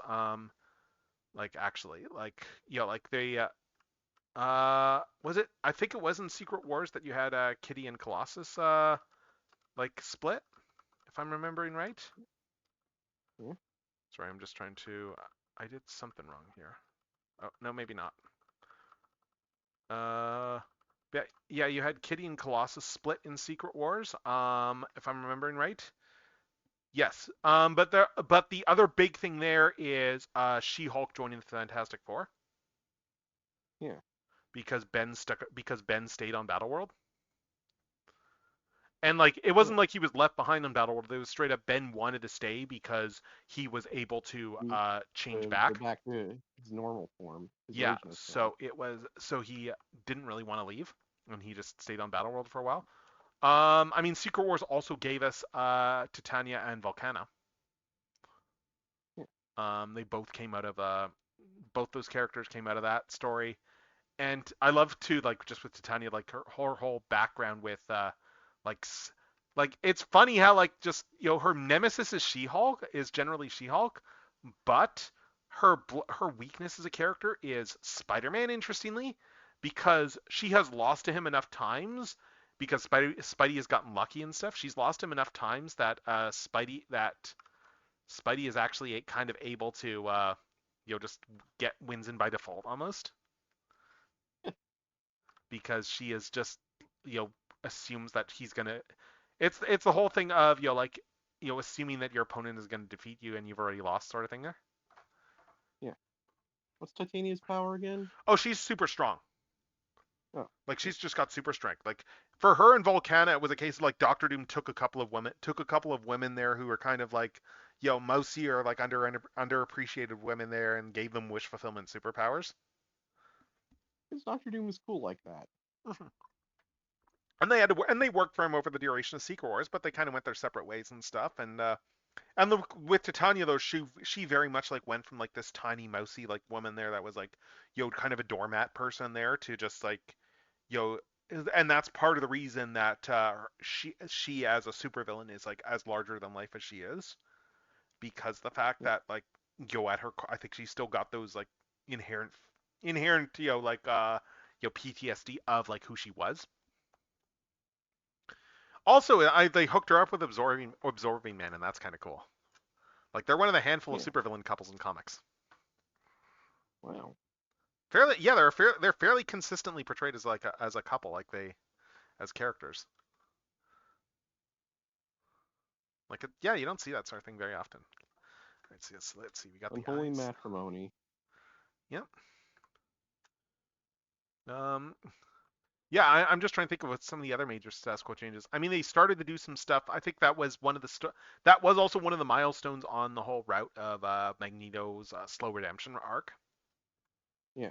Like there's a bit there in Secret Wars where like when the Beyonder brings everyone to the new world, to the battle world there. Like everyone is like, well, why the hell are the X-Men here? Because they're public image. But then you also get the bit of why the hell is Magneto with the heroes? Because the Beyonder teleported Magneto over to be part of the hero team, as opposed to the villain team. Because Magneto's right. But I mean, as I said, it's another step along the long redemption arc of Magneto that happened under Claremont's pen.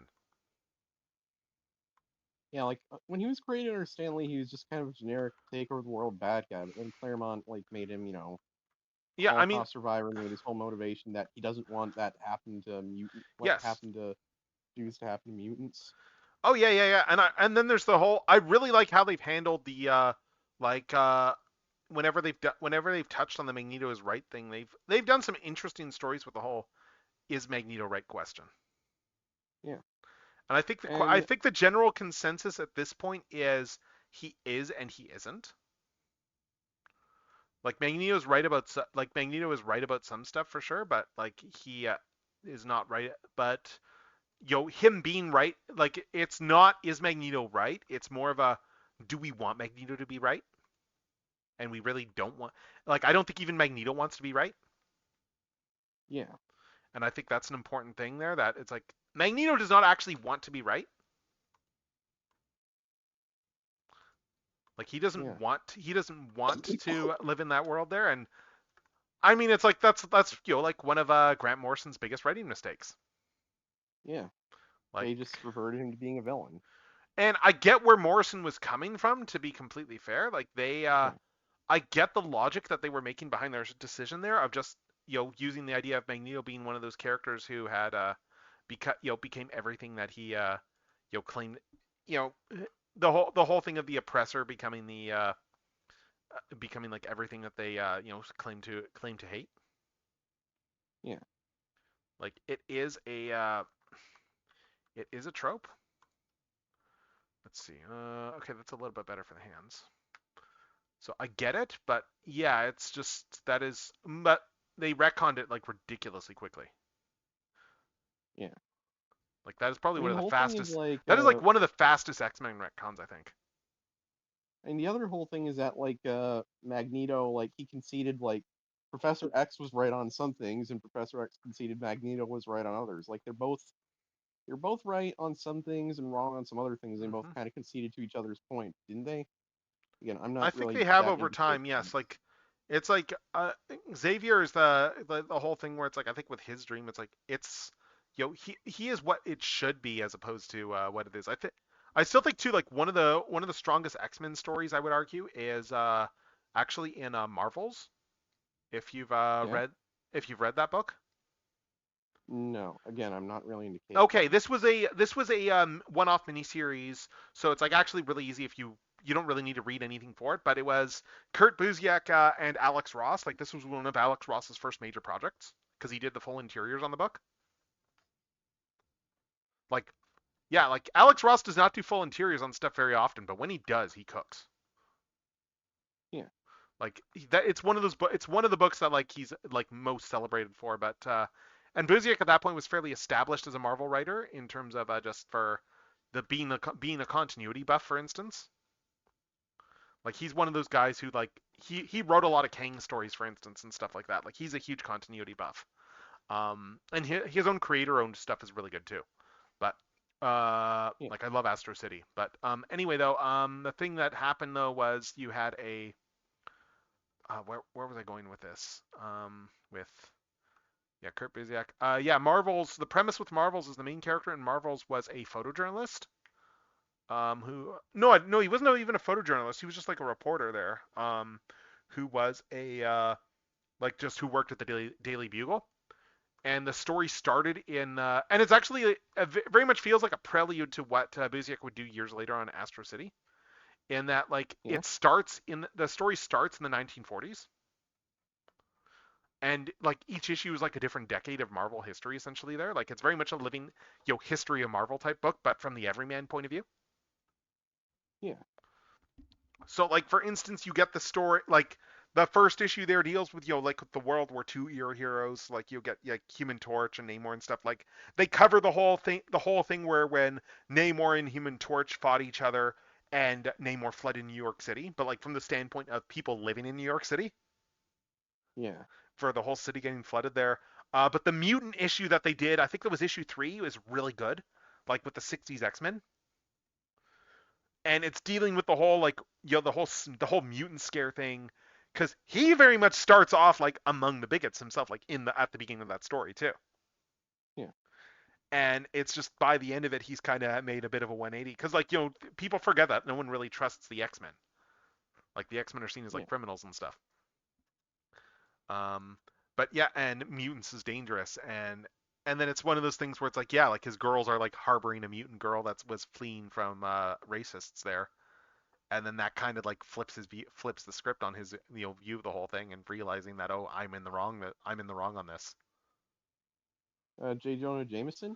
Oh, no, Jameson's in the story. Jameson's actually No. generally like portrayed fairly well in the stuff when he shows up. Yeah, I So know. I was just wondering if this is. I was wondering if that's like where Jameson's whole pro mutant thing no, originated in the Jameson doesn't universe. really I come knew up he's. much in that. He's more of a supporting side character in the book, but like he's very much always been a pro like mutant rights person though. Yeah. So Oh, Jameson. I know that. Jameson's always been pro mutant rights. He's always been like pro civil rights, pro union, like That's the pro thing that labor always unions. bugs me whenever we get like stuff with how Jameson gets treated in some media. The MCU. Yeah. Yeah, well, not just the MCU, but in general, like they like to Alex Jones Jameson. When it's like, no, When he Jameson is not is Alex Jones. basically the exact. He is Alex. He's the kind of. He is actually like a responsible reporter whose blind spot is Spider-Man. His whole thing is he just really dislikes Spider-Man, but everything else. But he's like a good And guy a in lot of every that is other rooted in just he does not like he is rooted in. I will be his honest. own I traumas. think his dislike. I mean, there's his own biases, but I think there actually is something to his biases against Spider-Man when you consider that like Yeah. he is very much like he is very distrustful of like authority figures and stuff in general, Yeah. and people in masks because the whole what do they have to hide? Yep. And then but then you also have the element too where I think they brought this up when they did the issue where like Peter did reveal his identity to Jonah, and stuff actually did cool off. Like it was just a one-on-one interview with where he sat down with Jameson, and at that point Jameson was at a Yeah. very low point in his life, so he kind of gave him the interview with that in mind. And one of the things he gets called out for is you forget, it's easy to forget that Spider-Man's first appearance in the Marvel Universe was as a wrestler, Yeah. including a wrestler who let a robber get away. And Yeah, Jameson you forget. remembers this because he covered the story, and that Yeah. has influenced his opinion of Spider-Man. As it Well, that should, makes let's be sense. fair. Yeah. Like that is it's a completely I really like that, just contextualizing that as a oh, that actually is a very good reason to like be very distrustful of Spider-Man, because that was your first impression of the guy. He was a very, very shallow person who was in it for the money. Like he fall like and that was canonically like what his point of view was at the time. So Yeah. like You it's a can't nice really blame J. Jonah Jameson for not trusting the guy since he's like, oh, now I'm a superhero. I actually care about people, and yeah, and he got powers, and his first thing to do was go into pro wrestling and use those powers for profit. yeah. So yeah, and Jameson like is generally distrustful of those types of people. Like with Yeah. Well, superheroes, they put again, their lives on the line. So it's like, but with Spider-Man, it's like, okay, what's this guy's angle? yeah. Jameson's like a guy who makes like he's a guy who can be kind of a jackass, but he's generally on the level. Yeah. There is one thing I will say that is also a blind spot of Jameson's, in that he has been responsible for more supervillains than a person should be. Yeah. Like directly, like as in like he is like fully like funded suit. He is responsible for what, like 2 or 3 supervillains, Yep. personally Because responsible. he needed someone to take down Spider-Man. Yeah, like Scorpion is directly him. The Spider Slayers were funded by him too. Yeah.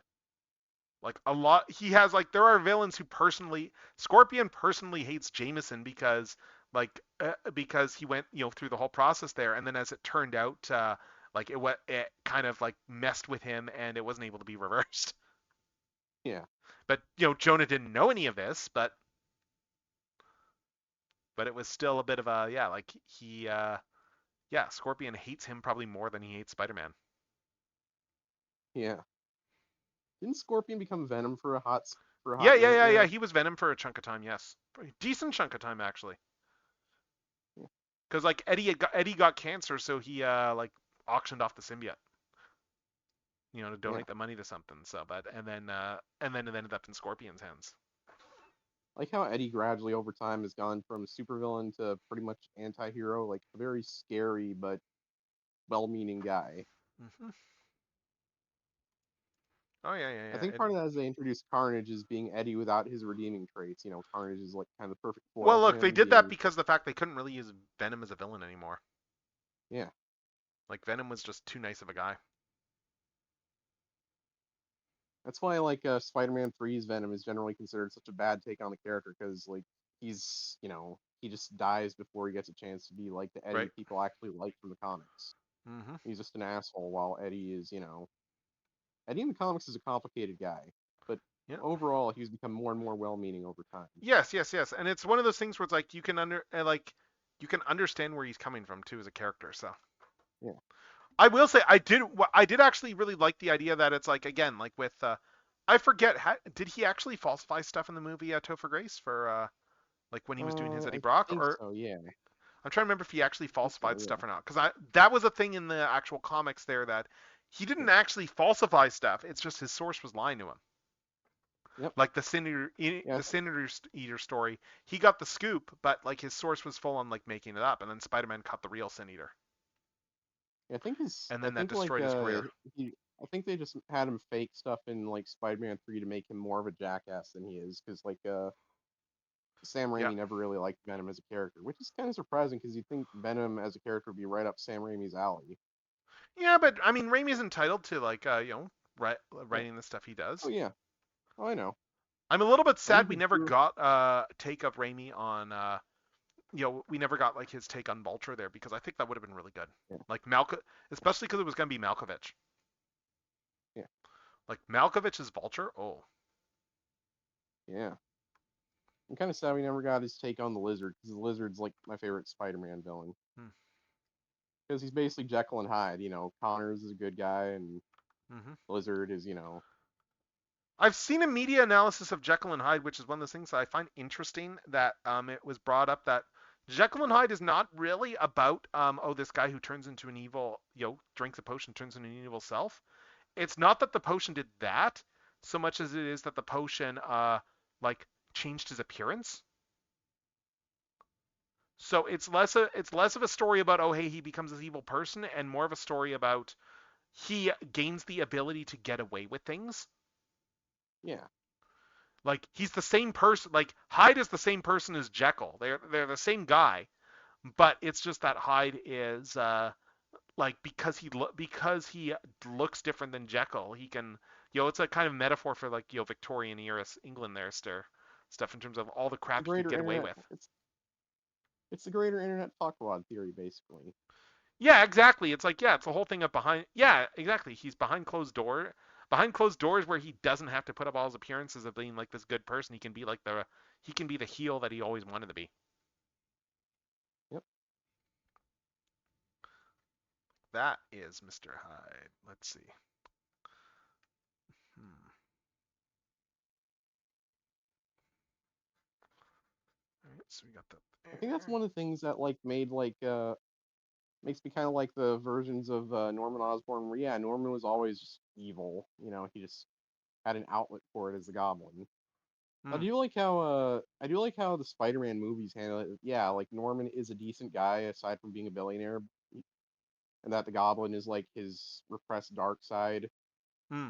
That he's actively fighting against his dark side in the Spider-Man movies.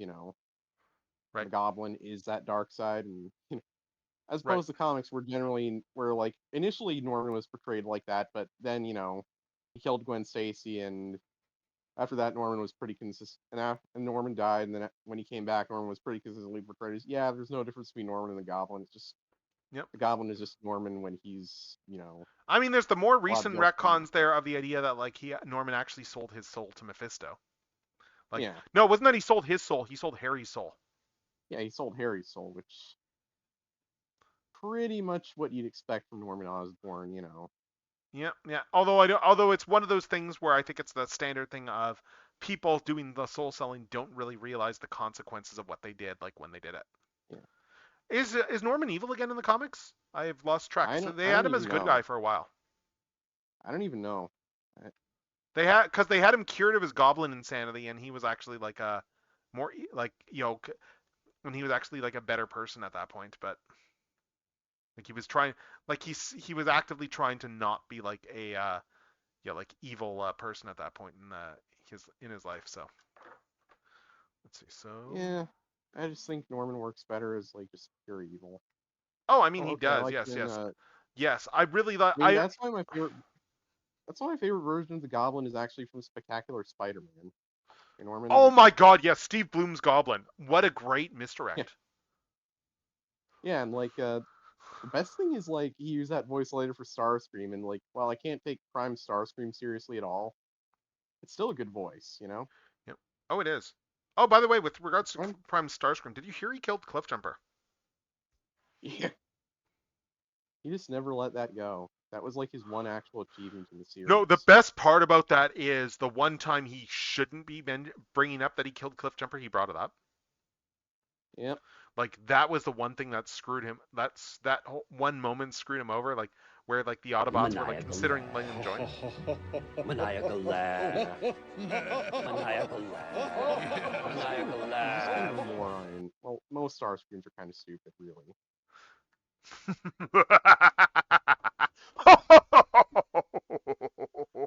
Because that was the entire point of that, to give me a cue to do my own maniacal laughter.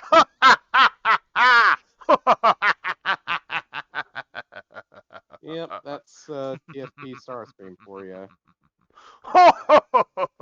He's just I've kind of an spent idiot. years practicing my maniacal laughter, so. Okay, so then we got the ears. Nice. I need to split the ears still, but now we can just pull like erase the ears off the head.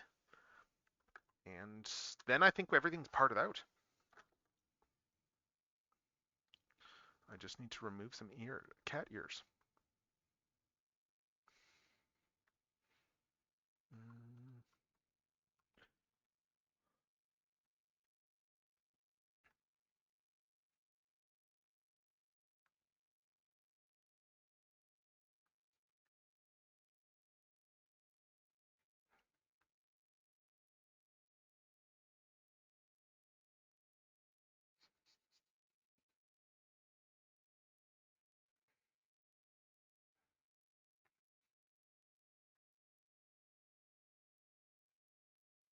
Let's see.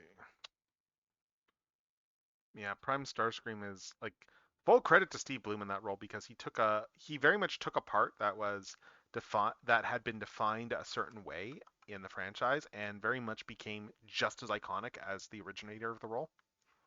Yeah. Like The I point would he got to I would reprise the role in absolutely put him up Earthstar. there with Chris Latta there in terms of like for best Starscreams. Yeah. It's very much a tie at this point. Prime Like- Starscream was one of the highlights of the show for me. Like he was one of the only reasons I kept watching the show after. And the animators loved him too, and it shows. Yeah. Like I think Starscream and He's Miko just were like Polygon's favorite characters in that series. Starscream is hilarious in Transformers Prime because, you know, Steve Blum is just basically playing a guy who, in any other Transformers series, he would have been like actually a competent villain, but Mm-hmm. Prime Starscream just is. Well, Couldn't actually, get a break. no. I mean, actually, I guess Prime Starscream probably wouldn't do too well in Transformers Animated because he'd be up against a much smarter Megatron. Like, God. Prime Megatron versus animated Megatron. Like, Frank did a good job with the role he was given, but the way Prime Megatron was written was just, eh. Okay, let's see. So, got all this here. So, is one of those ears off a bit? Oh yeah, the ears are off a little bit here. Hold up. Remember when people just initially knee-jerk hated animated because of the art style? I was actually like that. To be fair, I was a dumbass teenager. Look, at a the lot of time. us were like that when when the animated came out. So, And then the show came out, and then, you know, like I actually watched it, and I was like, oh my god, this is actually really good. yeah. Well, I mean, I it just didn't wish help Dark too. It Saber didn't help too that initial artwork we got was not very good. That initial Yeah. key art was kind of like a poor representation of Prime. Yeah. And then, of course, you have some people who never actually gave up hating on Transformers Prime. Yeah. You know, like certain people who work for Udon Publishing. I mean, Sorry, not Prime. I mean you animated. Transformers animated? Yeah, Matt Moylan.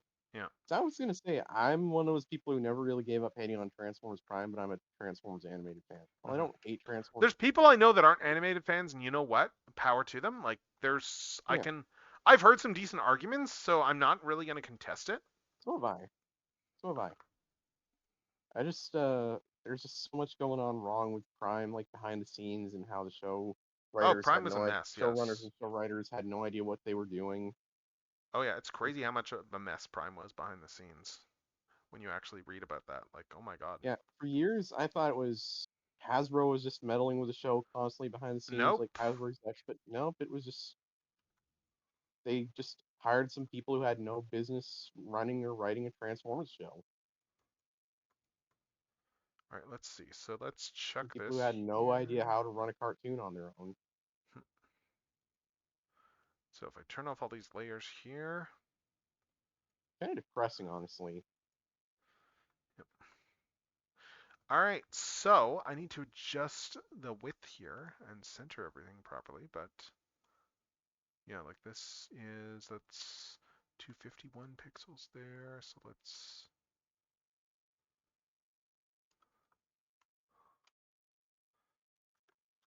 just crop this.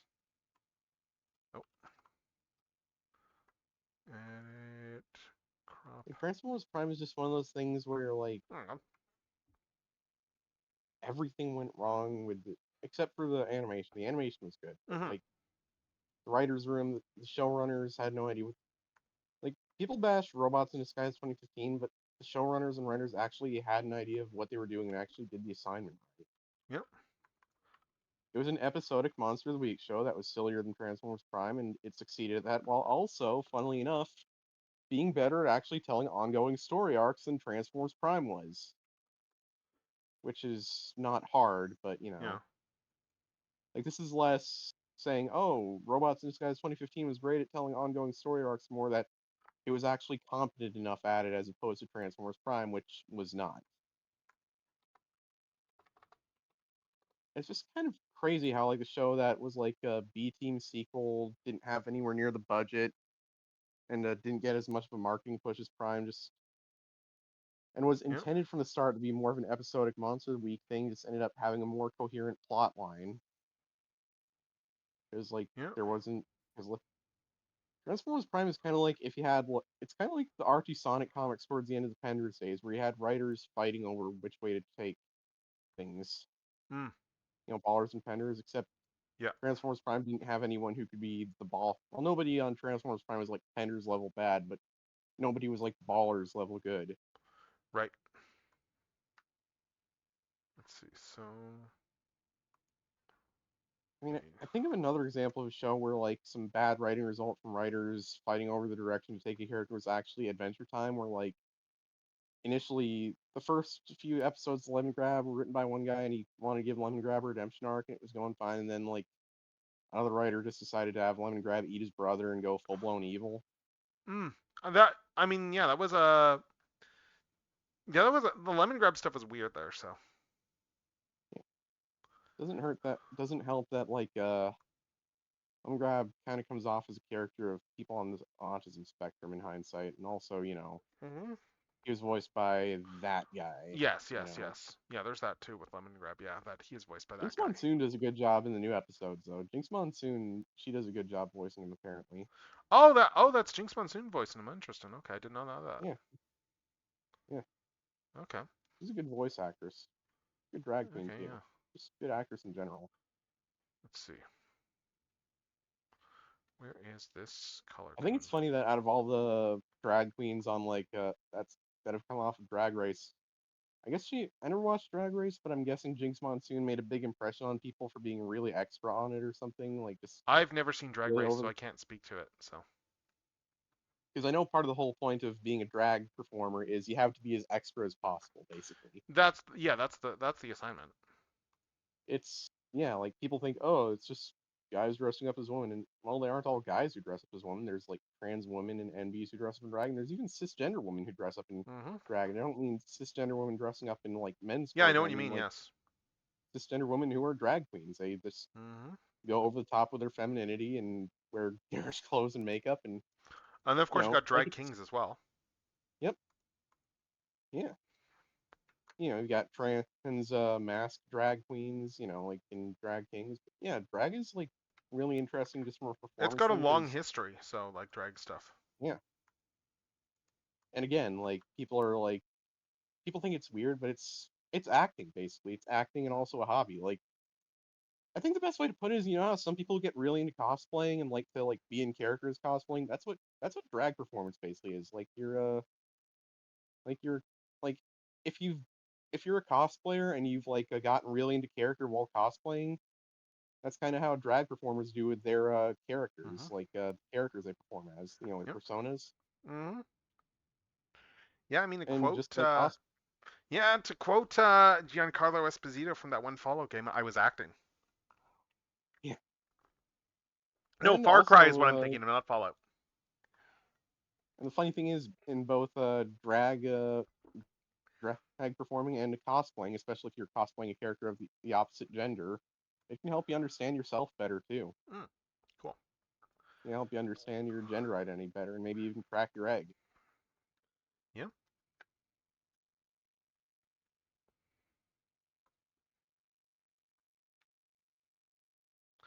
Hey, I mean, yeah, it's not easy. Like, yeah, it's not easy. Like, I saw a remark the other day that like, like what's really brave is people who are still transitioning in 2025 in the U.S. Yeah, Brave as hell. I know. Most of my friends are doing that. Oh, So, good on them, honestly, for just like yeah, still persisting amidst all this chaos. I know. I've got their back 100%. So you know. But yeah, okay, Yeah, yeah. I've So we got got their this. back 100%. Yeah. So I just need to. I just need to break apart all this stuff here. But we got the we got the PNG pretty much like Nice. parted out now. But the only thing I haven't done is the mouth. And well, you know what? Let's keyframe some mouths. I want to. I want to do an animation on the mouth. So I'm gonna have to keyframe some shots for that. But let's see. Where is? It's just a matter of making sure I need to in between some mouths between the probably just do like a couple of frames here just to put between. But when I, yeah.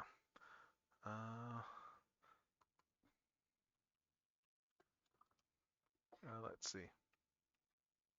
Yeah, let's just keyframe a couple of mouths and. Like, there are like two obvious reasons I can't really do Dragon Florida. One is Florida, and the other yes. is there is no way I could walk around in high heels. Like, there is zero way I could pull that off. Let's see, so.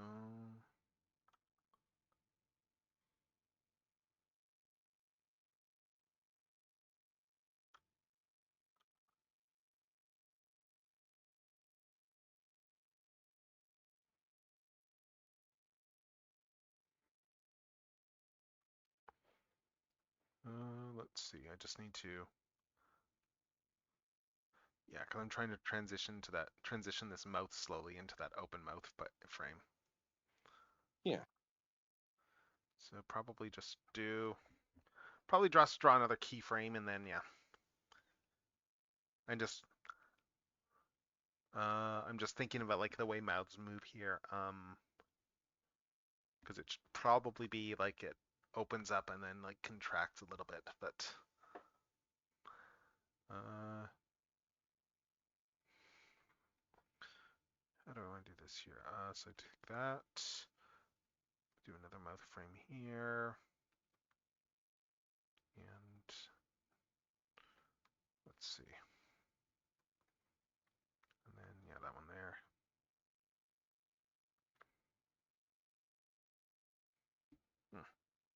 Oh, we got more ads starting. Okay. Yep. Ad time.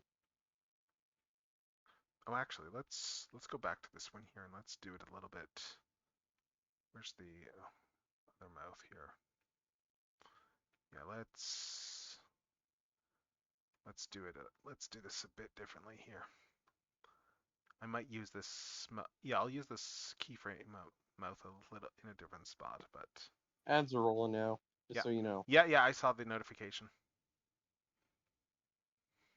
Yeah, like yeah. I think like one of the coolest things about being a cosplayer is that like yeah, I'm kind of doing just casual cosplay and like I got sweatpants and like a sweatshirt that's like printed with like a pattern of Link's Yeah. outfit from Breath of the Wild on it. Until I lose some weight and then I can like really get into cosplaying again, you know? Like I'm at the point where I don't even have to like a full like man cosplay. Like I just like I don't even like I will get compliments like if I'm wearing like if I'm not even wearing a bald cap. I'm just doing like my the outfit with just the jacket. So. Because you got the mustache and yes, everything. the mustache goes a long ways. It's kind of crazy how far the mustache goes. Like, you literally grew a mustache to look like Eggman. That is dedication. Dude. I grew the mustache just on a whim, and then I realized I could do an Eggman cosplay after I grew it, and then I kept it, and I just never got rid of it. But does your mustache look like fucking grass? I don't know. It's an Eggman quote from the Shadow fan dub. Oh, okay. Like one of the first things Eggman said in the Shadow fan dub. My mustache looks like fucking grass. I think Alfred's the only member of Snapcube right now I can think of who hasn't like come out as trans yet. Like he's still Alfred. Okay. We know he's gay though, so he's still in the. I'm not shocked. But okay. Yeah, Alfred is. He is basically the guy who put Snap. Like the others were all funny, but Alfred's performance as Eggman was basically the thing that made real-time fandom popular to begin with. Alfred is. He joins the long line of Eggman voice actors who just are so hilariously over the top that basically anything he says becomes a meme. I mean, I think one of the things that made his Eggman great too is the fact that he didn't actually know wasn't familiar with a lot of the stuff in the games Oh either. my god, I didn't know. Yeah, like when you have 13 seconds before the island, before the island fucking explodes, you hot topic wannabe and you blue gumball son of a bitch. You have done nothing but destroy my life. I hope you both die. Yeah. Alfred, you do know that the island does explode, right? Oh my god, I didn't know. I don't think they told him that. I don't think it's that. I think it's just that it explodes, if I remember right. Yeah. Okay, the shelling is done. Excellent. So And yeah. then like in the Dark story, now that he knew the island explodes, you have Yes. 1 minute and 13 seconds before I blow this goddamn rock the fuck up like Krakatoa blows up a fucking volcano. It's Yeah. about to be Mount Fiji in this bitch. Yeah, once he knew about it, yeah, And then he just leaned into it. and then there goes Hawaii, there goes Hawaii, oh there goes Hawaii, the island is gone. There Let's goes see. Hawaii. All right, so I think I got a few mouths here. Let's see, because we got the closed mouth I love how he deliberately goes Go to. ahead. I'm just looking here because we got the closed mouth, which can go to this mouth, which then is going to go to this mouth, which then is going to go to this mouth, and then I'm going to do another in between this and the closed mouth. It still kills me how like Alfred deliberately cut off like his audio at towards the end of that song to give the explosion, to make it seem like he was blown up along with the island.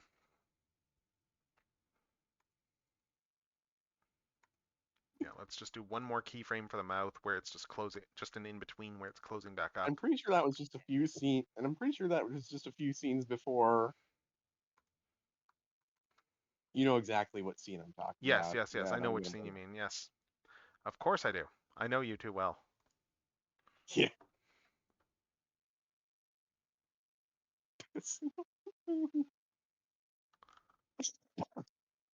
Like, it's amazing he came up with that entire rant on the spot just because, like, Jenny, as Shadow said, I beat on your wife, Robotnik. She's mine now. That's law.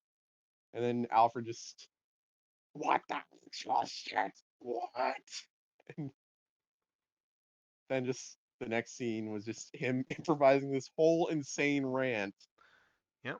Completely on his own. Just stream of consciousness rant. Just without breaking character until like he finished the rant and they needed to pause it so he could actually take a breath and laugh at all the insane stuff he said. And it just became like just a callback. So. Yep. It became like that scene was the one that put That's like put that Snap on the Cube map. on the Yes. map. I will say I really like the. I think Snapcube has some of my favorite covers of some of the Sonic stuff too. Oh yeah. Like the Sonic 06 Die Young one. Like I full on had that, and I Yeah. full on deliberately like sought that one out to listen to. I actually think Penny's version of I Am All of Me is actually better than the original. It's And a the very original good is one. still Yes, really good. it's a very good cover. It's just it's a straight up cover too, which is nice. Like it's not even going for anything comedic. It's just a straight up. Just I'm gonna do like a cover of All of Me. I Am All of Me. So let's see. So let's denote these lines a And little then the bit. end credits, you had like her and Scout like singing Yes, yes, goofy yes, yes, rap. yeah, With yeah. Scout That's a really good one. as Yes. the literal best character in the dubs. The guy who lives rent free, the character who lives rent free in my head all this time, for all these Yep. years. Of He's course. like the devil, like from Bible. Yes, yes, exactly. It's like it's almost like I did a outfit of him for like Halloween stuff. Yeah. Let's see. Like last year. Because Shadow Generations was out, so I was like, I'm doing a Black Doom costume. Yep. All right, so let's see. So I I need need to to do finish that game this, at some point and because let's just copy the multiply for this. Let's just copy the multiply layer. Let's put this. really, let's be real. Shadow the Hedgehog is arguably the best Sonic character, at least the one with like the most depth and character, and he's also just a really good foil to everyone else. Like he's a great character. He's got depth. He's got motivation. PTSD obviously, and he's also like the perfect foil to everyone else's wackiness because he takes everything so damn seriously. Yep. Like you can play him for like drama, given like all the stuff he's been through, and he also works as like the straight man to everyone else's nonsense. Yep. And don't forget, wives love him. Yep. Just ask Dr. Eggman. Yeah. I mean, his wife is much more Rouge's type too. Like that was a bit from like the BT dubs, like from a gameplay segment, like the segment where Hmm. Rouge is in that like compound with all like the cells and stuff, like the Prison Okay. Island, and she's getting the gems, and like Alfred just started singing, she got apple bottom jeans, boots with the fur, with the fur. And then Penny chimed in with Eggman was looking at her, and Rouge's voice actress just said, "You need to stop staring at me, Eggman. Your wife is much more my type anyway." And then, like, before the scene changed to another part of the playthrough, like, Alpha said, "What the Oh fuck?" yeah, that's right. I forgot about that. That's a good bit. Like, really, So just anytime Alfred as Eggman gets overly angry, it's always hilarious, because yeah, he that's what we goes all so that's over what the we all top. want to see. It's the say the line. It's the I didn't do it moment. It's the say the line Bart. Yeah. I mean, credit to when like people will lean into that stuff too. Yeah. Like Give me it's back my gamer girl, Sonic! not everyone leans into like their the stuff that they're known for. So Yeah. let's see. So we got this here. All right, so I'm just looking here at all the mouth frames that I've got here. So, mouth closed. It's gonna go over here. Oh,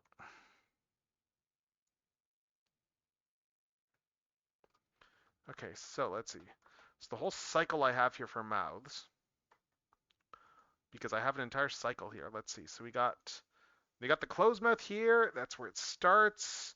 Then it goes from there, and then there, and there, and then there, and then it'll be back to closed. Maybe let's make this one a little bit bigger, actually.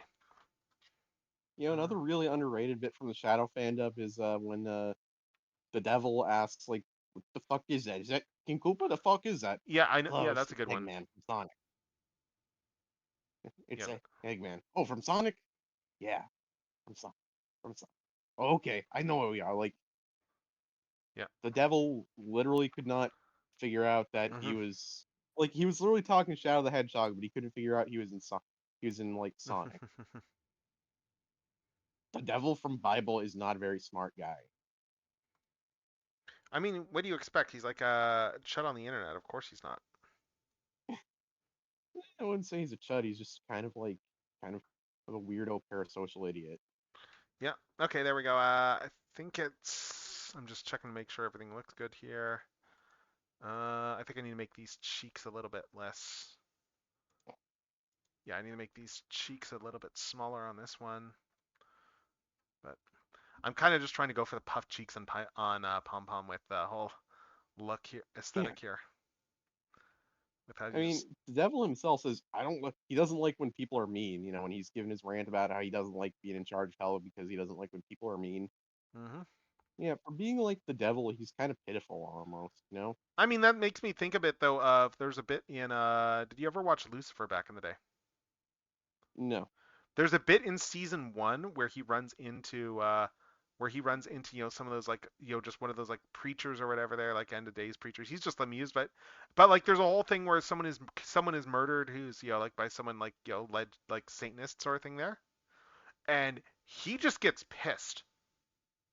Like he genuinely hates the idea of his name being just putting that like being associated with like that sort of stuff as like the root of all evil sort of thing. Like that is something like that genuinely like just makes him angry. Like he gets Yeah. really angry at those people there because he absolutely does like the whole it's like, oh, we're doing this in your name, oh Dark Lord. Like that sort of thing that's like is something that just makes him like genuinely get upset. I mean, And I can think of another release I where love he'd too react that I way. love too the one element with that series there is how it's like he is from day one in that series he is completely upfront about who he is.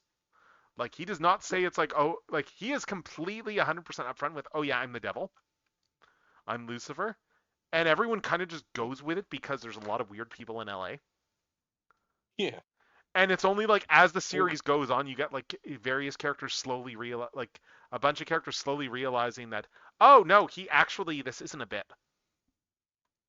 I mean, he's not the only Lucifer who'd be upset when if people Hmm. killing in his name. I can think of another Lucifer who'd be pretty much horrified by that. Although Yeah, he's probably seen enough people get sent to hell for that he's yeah, like he's a broken bit from it. Yes. desensitized to it. Yeah, God, imagine like being like Lucifer from the Hellverse and like the first time someone kills someone in your name and get sent to hell and just Yep. actually, what if the people who kill in Lucifer's name end up getting sent to heaven? That'd be more messed up for him.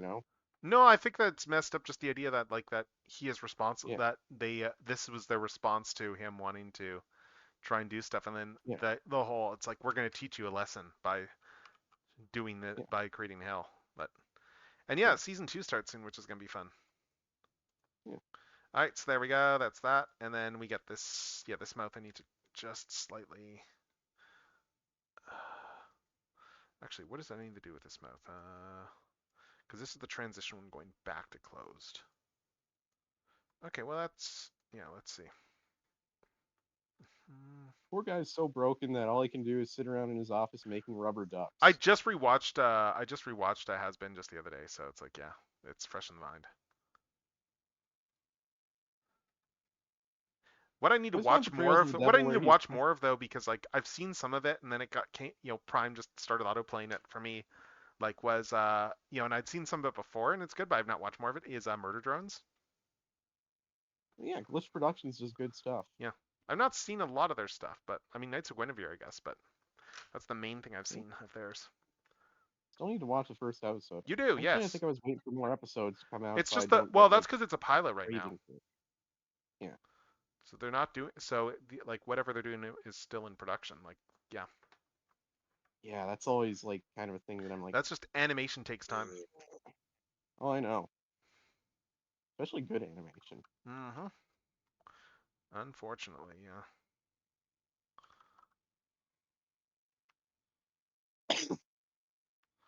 Yeah, let's see. I'm just gonna redo this line here. Oh, redo this cheek line.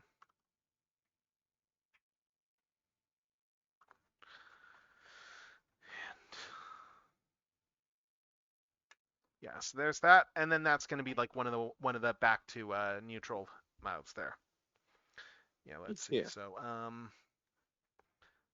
yeah, I'm not gonna bother with like doing different expressions on this model. I mean, like as is when I'm playing a lot of these Hoyoverse games, I can't really switch between expressions easily anyway. So, but yeah, now just this hit me how is my two favorite.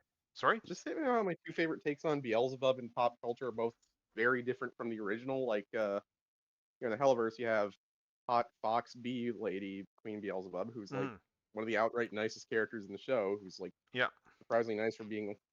And the other take on Beelzebub, who's my favorite, is a biker who dual wields sawed-off shotguns, Mm, and he ends up basically becoming an ascended angel when he turns good. Beelzebubmon from a Digimon kind of gets okay. the Okay. best Okay. arc of any character in the Mm. Digimon grid. People need to watch Digimon Tamers more. Like, yeah, the writer kind of went off the deep end the past few years. The original show Right, that's the one who kind of is went still full great. like It just is the that guy, right? yeah, Yeah, let's see. All right, so yeah, so we got all the there. I've but got it has the but fortunately there was no signs of that back when he did the show. right, So right. Yeah, so there. I think I've got all the pom pom the U stuff parted out there. Again, like just to give in perspective, like just when I use like the Mew model that I use regularly, like even this one is like probably a few dozen parts in it. Like in terms of just individual parts, but not counting the mouth stuff as parts here because like mouths are that'll all be one like image essentially there. I'll just have like a graphic for like the open mouth and then like just an animated graphic and then like the closed mouths. But yeah, just giving perspective for how many parts I have for this thing. I have one. Let me just see, 1, 2, 3. Just counting the let's see. I guess I'm just counting the mouths as two parts, like open and closed. Let's see. So 1, 2, 3, 5, 6, 7,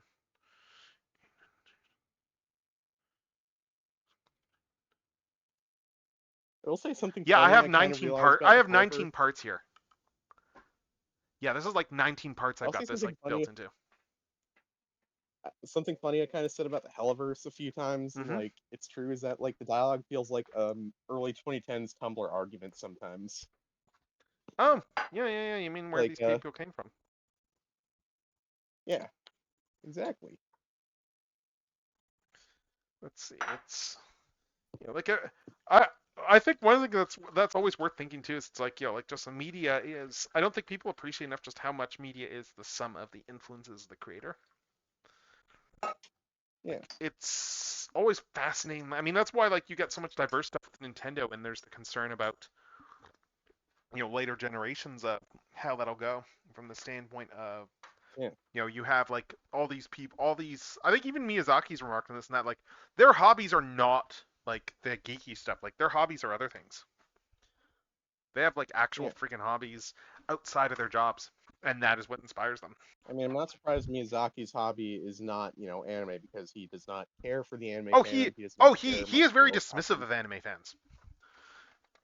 And you know Well, what? can you blame Fair. him? I I can't. can't. No. The reason he's dismissive is because they have nothing other is because they made anime their whole identity. Yep. And he is that type of person where it's like there's more to it than that. Actually, I'm just looking at this here. Do I want to put the tail? I can decide this later. I'm just going. Do I want the tail above or below the ears? I'm just trying. I'm not sure. Like if it should Also, be. we all know exactly how he feels about like people, about how sexist the anime fandom is and Hmm. how creepy Yep. it can be. Yep. Yeah. Let's see. All right. I'm just gonna finish this cookie before I move on to something else. And again, I can't blame him because I honestly agree with him on the stuff, Mhm. on his criticism of the anime fandom. Mhm. I wholeheartedly agree with Miyazaki. Mhm. God, these cookies came out so well. I will say it's still kind of funny how like much of a grumpy old man Miyazaki is compared to like uh, Anno. Mm. They're very When different Anno makes creators. stuff that's darker usually. Yeah, and they're best friends in real life. But it's just funny how like Anno makes stuff that's like darker, more like Mm. psychological horror, or in the case of Shin Gojira, just straight up. There's still psychological horror in Shin Gojira, but it's also just straight up horror. Right. Okay. Let's Like, see. I just looked at some reference and went, "Oh, I need to and change then some things here." aside from like Anno's breakdown in the early '90s when he was making Evangelion, Anno's been in a pretty good headspace most of his life. Oh yeah. I mean, the guy's a huge yeah. I mean, he's a huge nerd. So. Let's see, Yeah, and he's also just a pretty happy guy these days. While Miyazaki, who makes these uplifting, idealistic he's a very movies, miserable person. Yeah. is like a grunt. Yeah. And granted, I think part of that is the world isn't living up to his ideals, and No, fair. that's It's not you living up say to my part of that. I ideals think either. that's entirely it. That's entirely, yeah. Like, he has these ideals that the world should respect nature, that women and men should be equal, that, people should treat each other kindly, and there should be no wars, and the world does not live up to his ideals. And yeah, Yeah, and he I gets can't really blame him for being grumpy about that. yeah. And it's not even a thing of like foreigners. It's like their own domestic politicians too. Yep. Oh yeah. Oh yeah, Miyazaki, like, he doesn't seem to have, like, he has a problem with foreign politicians, but he's not like a xenophobe. He's not like, oh, I can't stand people from other countries. He does not like his own country's politicians. And Mm-hmm. given who Japan's electing as prime minister soon, totally understandable on Mm-hmm. Miyazaki's part. I also do not like Japanese politicians. I mean, like, look, there's a lot of politicians that I don't like. I do not like a lot of Albertan Yeah, politicians. yeah, exactly. And they Like, have, Miyazaki and is we a are very grumpy old much in man for the, a very good reason. and it's sad there when I have seen it. I saw a Facebook meme going around that was like oh god. No, I think I saw it on Blue Sky first, but it was just one of those oh god things there. That was, that scene from the Simpsons movie where it's like you're like with the what was it? This is like the warmest, this is the warmest, like winter it's been or whatever. There, it's like of my life, Yeah, and it's like winter so far. correction, no, it's so far, and it was just that with regards to Yeah, like our last premiere, where it's like he's the worst, yep, and then it's like so far, and it is one of those, oh lord, because of just how much worse our current premiere. Like there's a lot of people are I like, mean, the original. yeah, the last guy we had as premiere was like way better than the person we have now, and no one liked him. I mean, the original dialogue in the Simpsons movie was worst day of Bart's life. So Yes, it's like but people correction. had It's it like be it's the worst. more center. Yep. Yeah, I just looked at some reference and went, oh hey, I got the symbol wrong here, so I'm just redrawing this tiny little symbol that no one is going to care about and notice it Whoops. except for me. Let's see. Well, there you go. Yeah. Qu'est-ce que ça?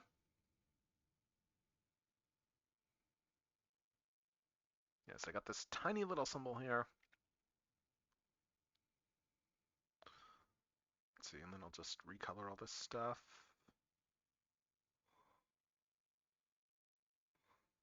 There, now I got the accurate, because yeah, you couldn't really see this anyway, like on the this whole thing anyway in the previous one, so.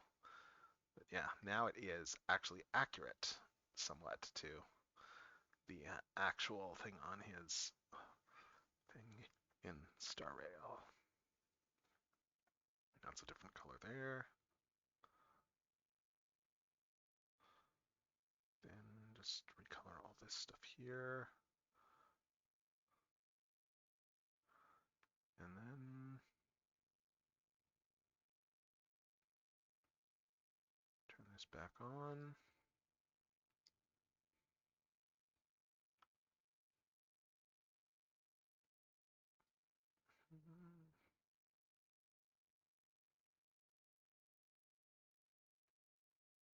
It was kind of sad. The original 3 There. seasons of Family Guy were pretty good, and the show got uncanceled. And the show went straight shit. Yeah, Pretty much as soon as Family Guy got uncanceled, it just went straight to garbage. Yeah. I will say, I think one of the best Family Guy gags, I think, was like shortly after they came back. Actually, it was in the first episode they came back, which is like the one where they did the whole, it's like, oh, we've been canceled, but don't worry, it's like, yeah, like they've got all these other, and then all these, they cancel some of all these other shows, and Peter proceeded to list off like, I think, like 20 different like Fox shows that all got canceled in the meantime. And then was like, and then it was like, it's like, oh no, it's like, you think we have a chance? Well, I suppose if all of those got canceled, we might have a shot. But yeah, okay, let's see. There we go. Yeah, so we got that. And actually, you know what I'm gonna do? I'm gonna do one more thing here for the eyes because I'm gonna take this and I just got an idea looking at some art here of Pom Pom. So plus also I think I need to make sure that this is, oh, that's the wrong tone. Which color tone did I use there? A friend of mine was just talking about how she was like watching Pluto TV, and they were airing some old nature documentary, and it's like old nature documentary with David Attenborough. Like it was the Okay. first 3 series of first nature documentary, and Oh, cool. filmed for the BBC, and Yeah. yeah, filmed in the 1950s. He's been at it a while. Yeah. Hmm. Right. Almost kind of makes you think like this guy's been narrating the lives of wild animals since like the dawn of time or something. You could almost say. Hmm. Almost feels like that. Let's see. Something I didn't realize until a few years ago is Sir Richard Attenborough was actually like his older brother. So, and then I was like, oh, they do kind of sound alike. Oh yeah. He was Yeah. I remember Richard Attenborough. the guy in Jurassic. Yeah, Yes. he's got no expense.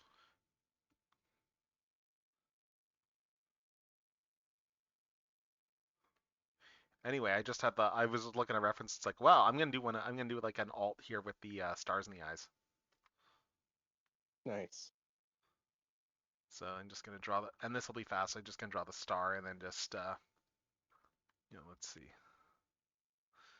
And then that'll just be like an alternate eye expression.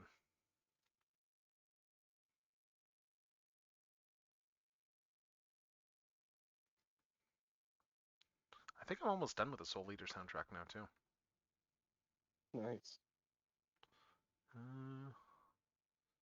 I mean, good show. So I should rewatch it one of these days. It has been, and I haven't watched the series since like university. So it's probably been like it's been a while. Yeah.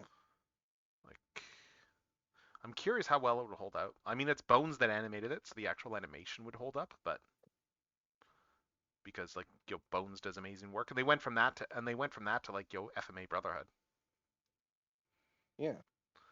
which again was like amazing, but Is Bones still around? Do they still do stuff? Or... I want to say they are. I'm just trying to remember what they're doing because they were definitely like one of the more prominent studios. Is it them that's doing Fire Force? No, I think it's David Production, people who do JoJo. You might be right. Um, And they also do the new Urusei Yatsura remake. David yeah, Production. yeah. David Pro did that one. Yeah, yeah. That's over. That ended, I think, last year. Like they Yeah. got through the whole manga, so that's pretty cool of them. But They yeah, also did Cells at Work and like yeah. They've done a lot. Yeah. which they got to be kind of meta about when like you know,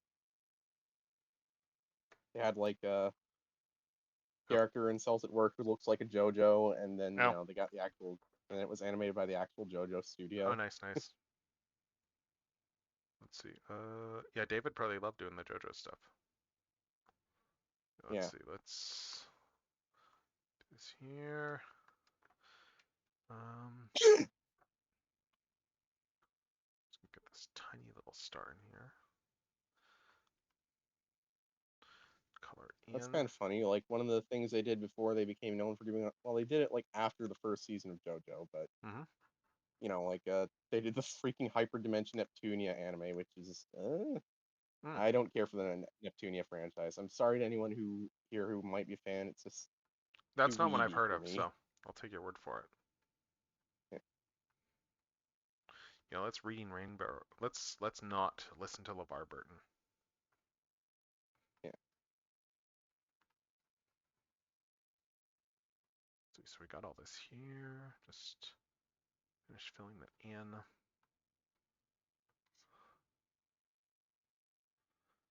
Yeah, so something like that there for the eyes. Just put the star in the eye here. Oh.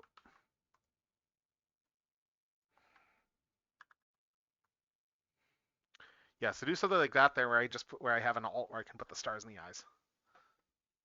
That'll look cool. Actually, if I do that, oh, yeah, keep the pupils there, but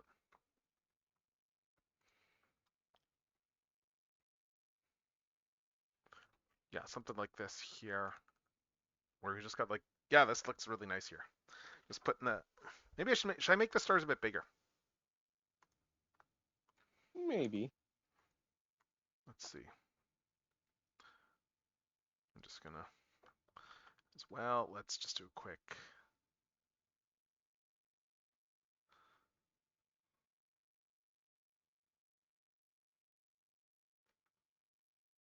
Just gonna put a bit more of a star field up here.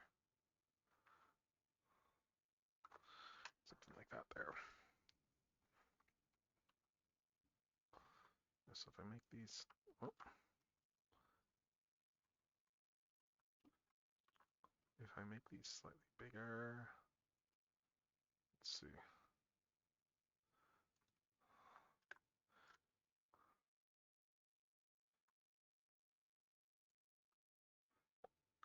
Nah, I think I should make them like just keep them fitting within the pupils. Yeah, so something like this here. So that's just.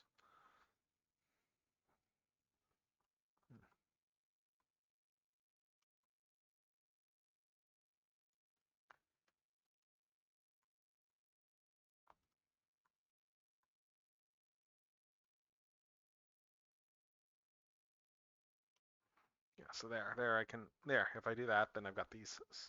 Maybe if I may, oh, you know what I'll do? I'll lighten up the, let's lighten up the colors of the stars here and just,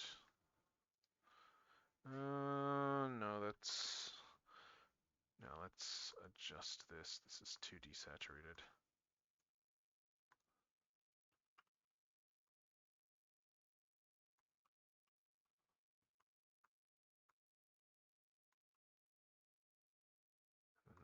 here. There we go. Okay, I think that's, and then I'll just darken, yeah, I'll darken this here. The outlines.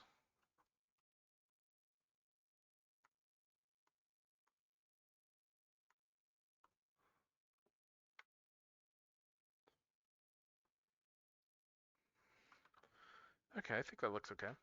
Just for like the star look for the pupils. Yeah.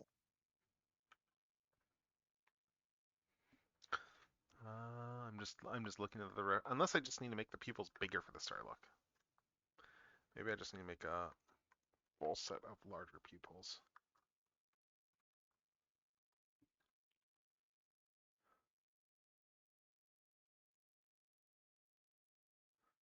Just make the eyes bigger.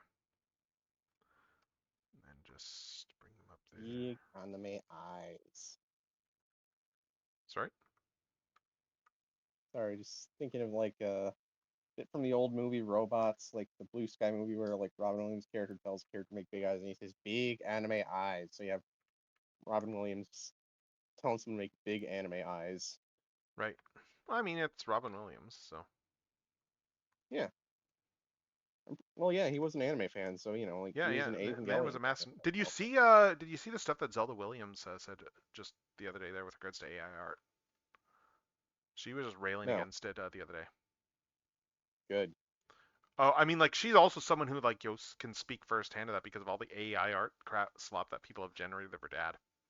That they will then Yeah, tag her in, and like she has no interest in seeing any of that stuff. yeah. And I don't blame her at all. Actually, let's turn Me neither. the smaller pupils back on because I want these ones. Let's shrink them because I need to make sure that the eyes are still centered somewhat.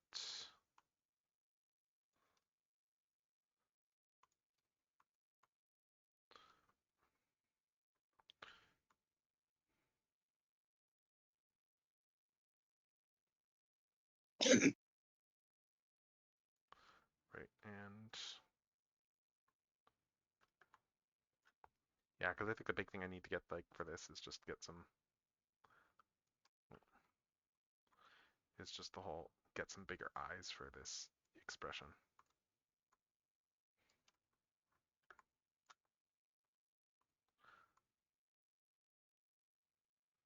Yeah, once I put these giant pupils in, and then I can make the stars a little bigger.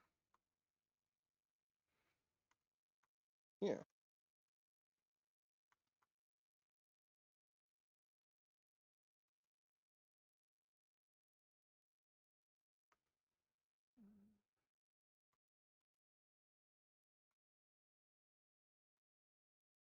I think I figured out why putting like explosion sound effects over like, or rather putting fart sound effects over an explosion is just inherently funny to me. It's entirely because Billy and Mandy did that a lot. Like a lot of times when there was a random explosion in the show and that happened Mm, a lot, like there'd just be a fart sound effect put over it yeah. because of course there was.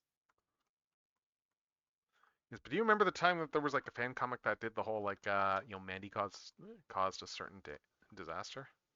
Yeah, I never read that fan comic, but I've heard about it. Yeah. Yeah, I did read that back in the day, like when that came out. I remember that.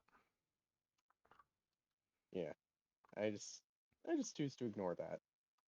I know it's a fan comic and I can ignore it, you know? Yep. And it's an influential fan comic in that like that comic probably is like related to a lot of fan work, like a lot of fan works I think that came out of that got inspired because of that comic. Yeah. Okay, I think that's yeah, these are I just need to redo these lines because they're a little bit fuzzy. But and then we will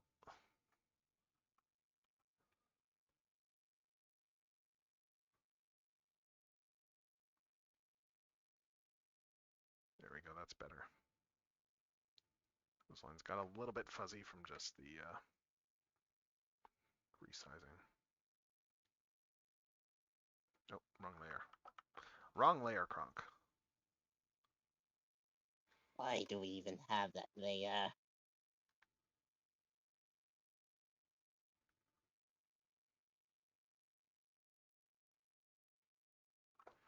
Okay, but yeah, there. That's okay. That actually looks pretty good there with the giant starry eyes.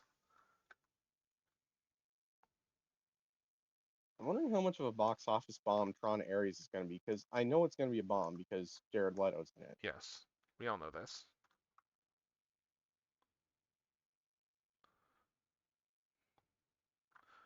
I mean, it's like I don't know why he like yeah, honestly, like that aspect of that movie is kind of one of those. Yeah, you know that yeah, like that is like just nepotism at work, I suppose.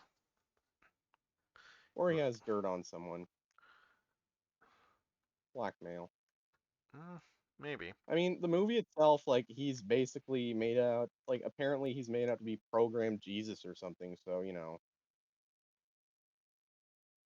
it's very much a Jared Leto vanity project. Yeah, I don't think it was like made as a Jared Leto vanity project, but I mean like it's yeah. I know what's funny there is like the whole reason they've been promoting Jeff Bridges in the project because Yeah. they were keeping him under wraps, and then he accidentally let slip in an interview that he was in it.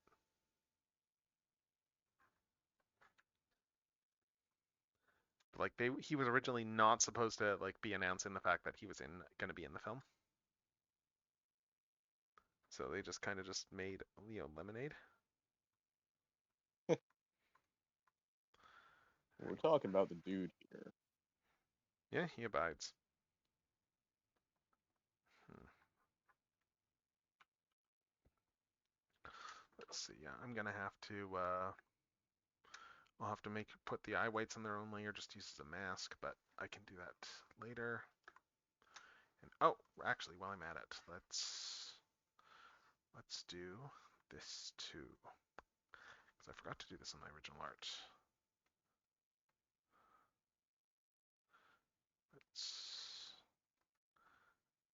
Let's do my standard, just soften out the snout and whiskers a little bit. Maybe not the whiskers in this case, but I'll just do this with the whiskers. Oh, right, I need to put the whiskers on their own layer. Forgot about that.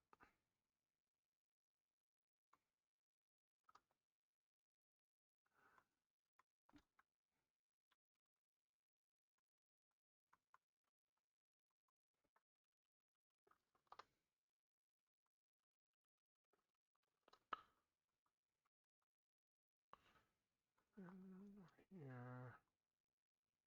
And that is how far I go when I do these sorts of things. Yeah. Yes, there. We got the whiskers broken out. I think the little pom-pom stars there like work really well for the eyes.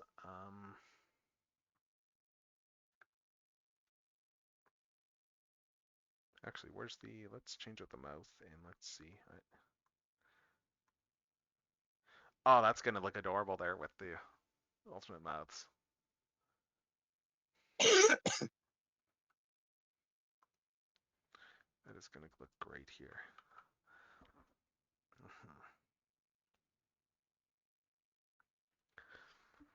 Pom Pom is such a fun design. Yeah, let's see. We got all that there. I'm just zooming to see how this will look at different sizes. Yeah, there. And then if I, which one is this? Star right.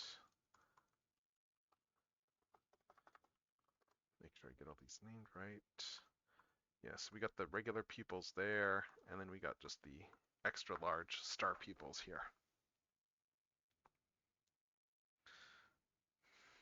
Unless I just put the stars in there, I could always just do this. Nah, that doesn't work. All right, but let's see. We got that there. Yeah, I will do more work on this thing later. We will finish this up at another time. I will finish all the rigging another time. But for now, we got other art to do. And oh my god, it's almost midnight. Jeez. What the hell? What the hell is wrong with time? Yeah. Okay. Oh, right. You guys do DST, like, get off DST earlier than the US, right? daylight savings time? Because Hmm? you guys get off daylight savings time earlier than the U.S., right? No, I think we're the same. I think we're the same time as you guys now. Oh, Yeah, oh, because okay. that's beginning of November, right? So. Yeah. Yeah, no, So like it's more like yeah, at the almost same 11 time. o'clock. It's more like almost 11 o'clock. Or, right? I thought you Like were like 2 hours no, behind me. yeah, it's a 2 hour difference. Yeah, so it's almost midnight. Yeah. Yeah. Okay, yeah. I thought you were 3 hours behind me for some reason. No, that's another that's the other coast. That's the coast there. So like I'm Oh, not quite that far over time zone yeah. wise. Gotcha. Yeah. Okay, but yeah, like that. Yeah, that's pretty good there. Let me just see if I've got. Let me pull up my tablet and let me just start. I'll start in on coloring that other thing there. I'm probably not gonna finish it, but I may as well sync it. Let's just wait for this to respond and.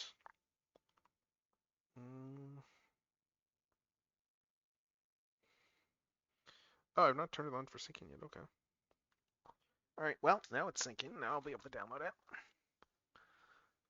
Hmm. Are you streaming Reboot yet? Or No, I haven't still waiting for that? started. No, I just got too carried away into art and was just listening to the Yeah. Soul Eater soundtrack. Gotcha. No, I probably won't bother putting it Good on at this soundtrack. point. So it's let's see what else we got. What else do I want to put on for Halloween stuff? What is tangential to Halloween?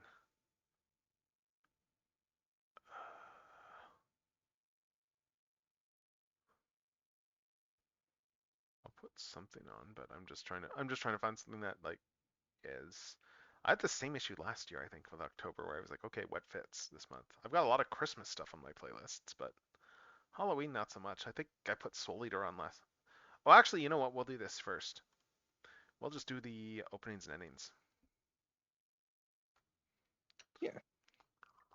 Hmm. Also, yeah, at some point I do need to draw you a React avatar of some kind, so that is very much on my mind. That'd be nice. You will get one at some point, so I have ideas. Cool. But let's see, yeah, let's just sync that doc and let's pull this down.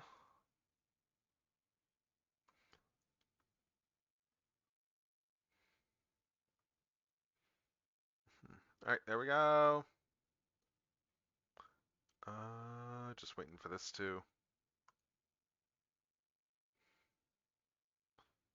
Just waiting for the. I mean, I'd say just draw like a chibi Kamen Rider.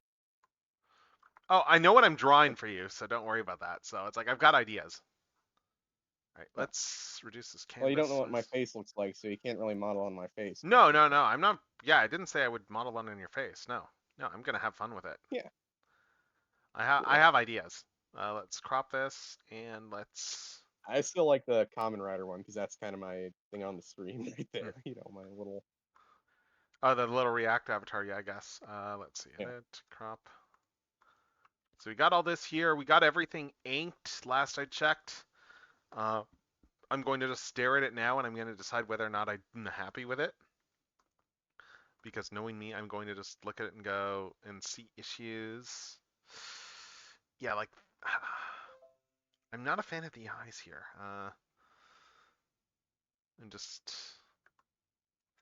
I'm just looking at this and going, it's like, oh, the eyes seem off. Maybe I need to just rotate stuff. Let's play around with this before I start my inking.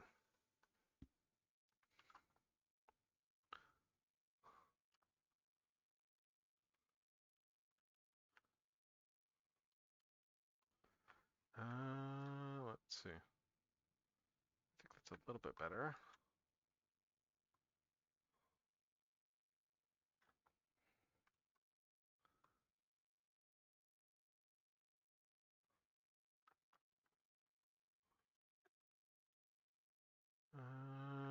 And this should probably be further up.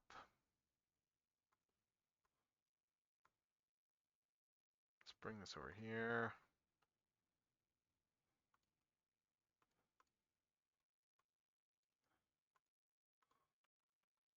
Yeah, I'm trying to do a lot less like trying to do a lot more of just not doing vector art these days for things. So, which has been a good Yeah. exercise. So.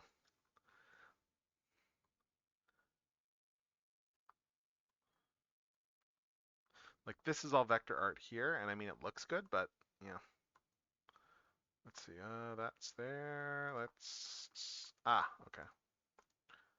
I see. Uh,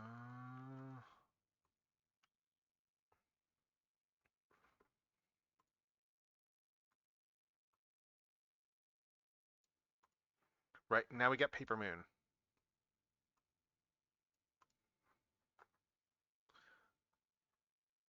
Eh, which is a great opening. Yeah. I should,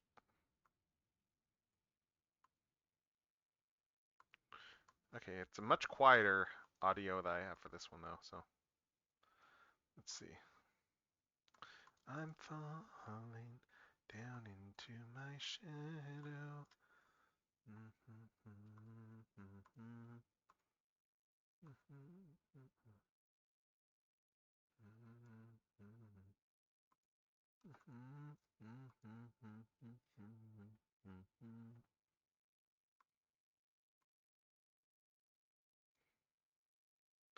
Your dreams, yeah, baby.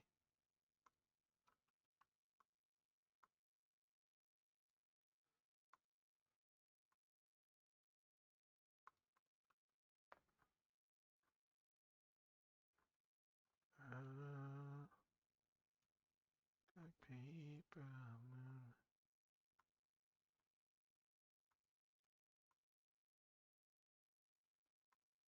Am forever in your soul. Let's just redraw the pupils in a sec.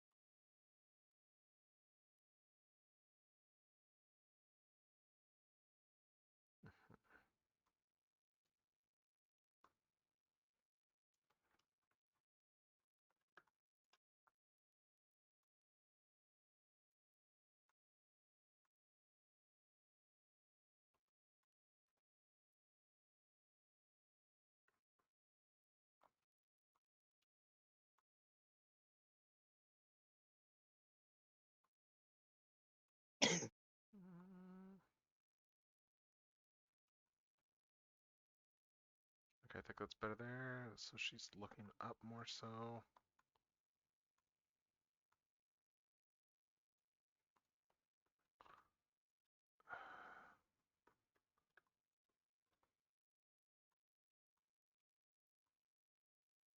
God, I love this whole like fight here in Soul Eater there with where he's just having a fight with like the one like with Mifune there in the fight, and then it's like just Black Star doing all this stuff, and then Mifune's like, all right, now I'm gonna. It's like I let you show off your tricks, now I'm going to just end it. It's like I'm impressed. I'm gonna give you the respect, and I'm just going to end you like in my next move in with my best moves there. And then he proceeds to end the fight by just completely Yeah. destroying Black Star.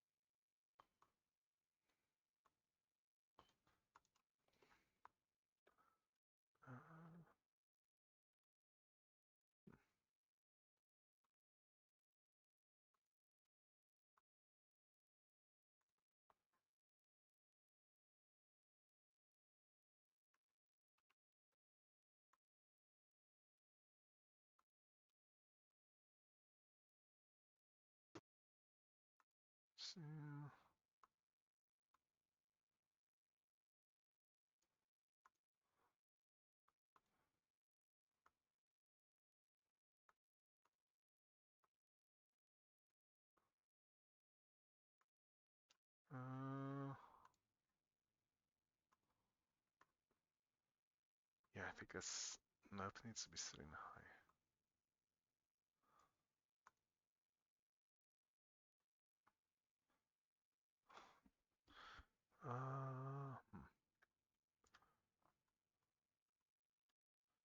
We need to bring this over a bit more here. Let's see.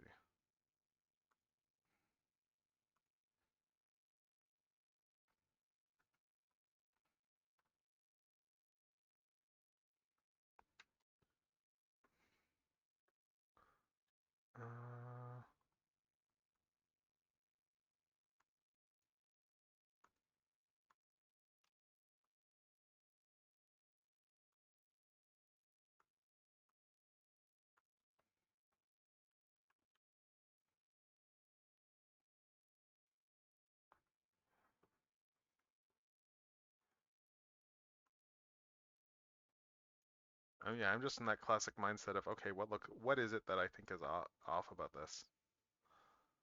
It's like, something's off. I just can't put my finger on what. Maybe it's. Let's see.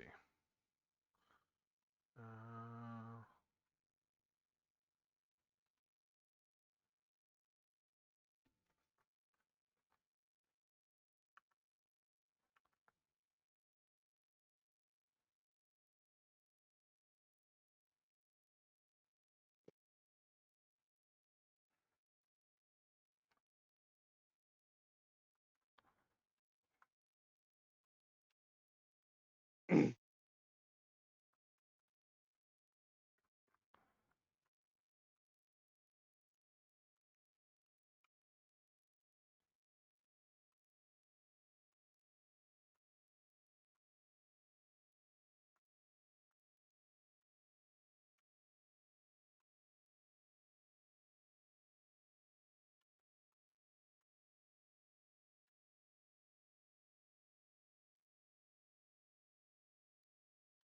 okay, I think that's a little bit better there.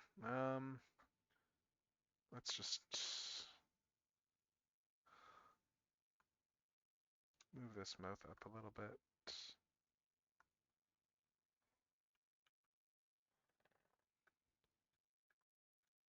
Okay, I think we're good here. All right, so let's start with, let's see. Oh, these, I have color. Okay, I've got color layers for these already. Cool. Good.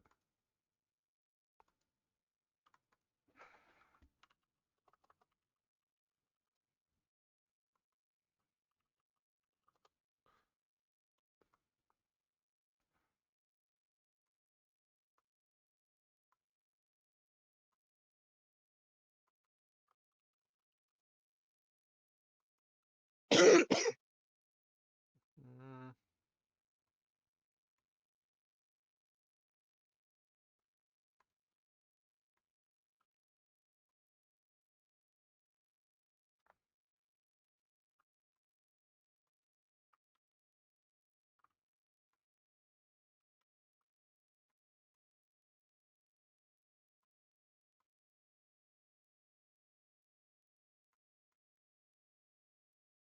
there we go. And then you are gonna go in here. All right, let's start. Let's start coloring. Let's see if I can find my references. I've probably got those tabs open somewhere.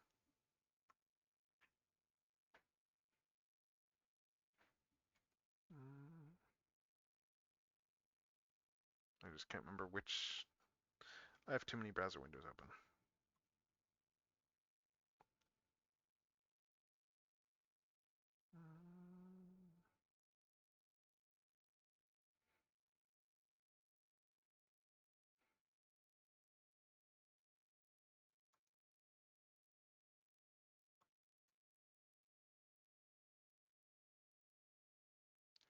Oh, I can just close a whole bunch of these tabs actually.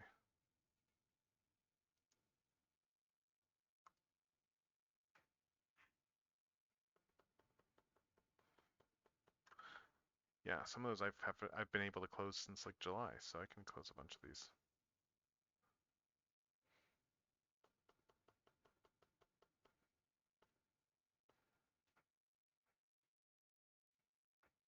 Mm.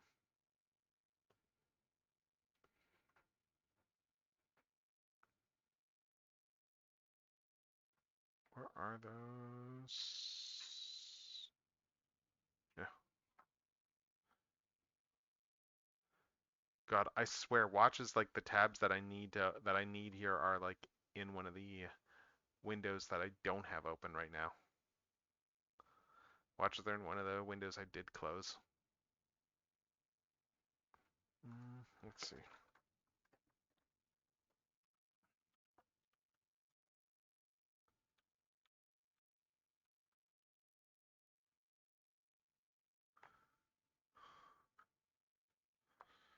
Let's see.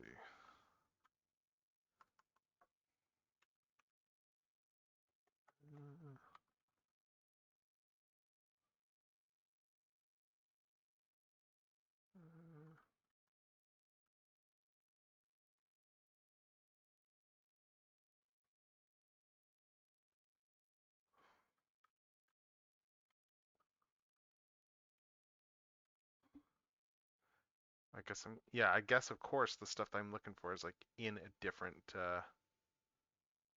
yeah, I'm surprised I don't have these references open still.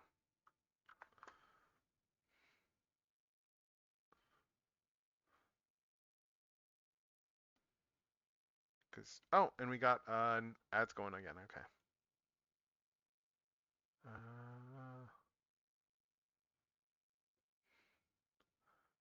Oh, I can close a whole bunch of these tabs.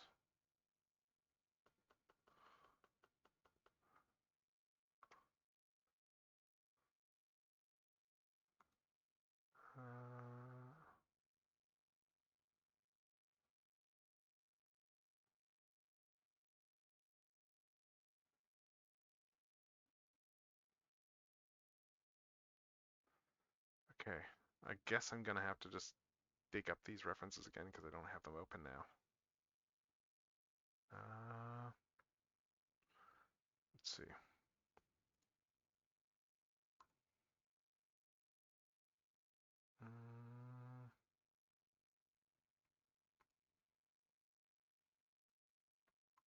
All right, here we go. I'll use this one here for a reference here. Yeah, so I will bring up. Let's see. Let's see if the mini viewer. Let's see if the mini viewer works the way it should.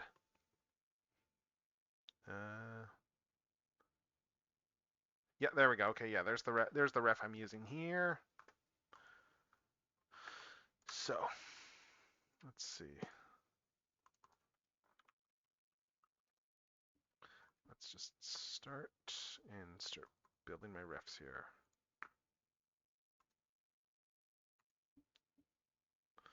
Actually, let's just.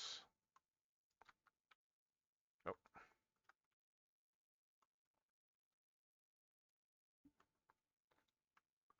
Be faster to do this.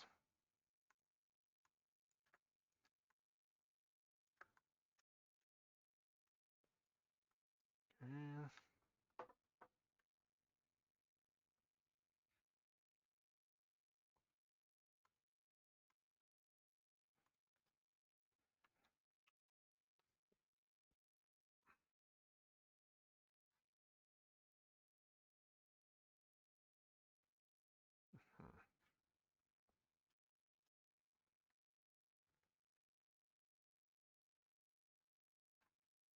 You don't get that many anime this long these days, really. Yeah. Like the full 52 episode core.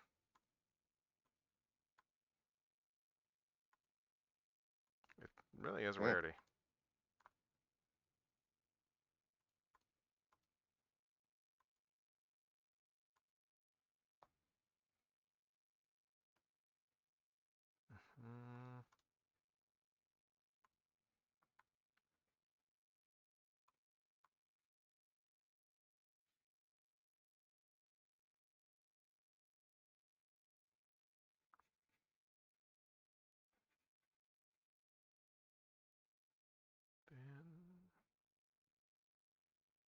Okay, good. Corpo Shilling's done.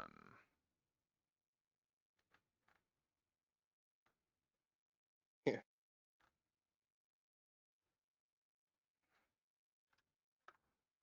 Mm.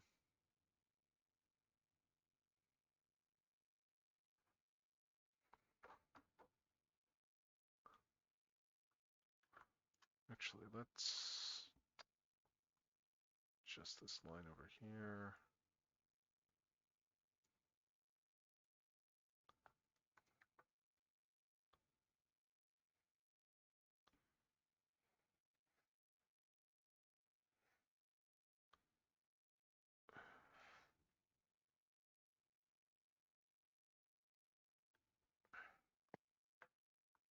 Mm.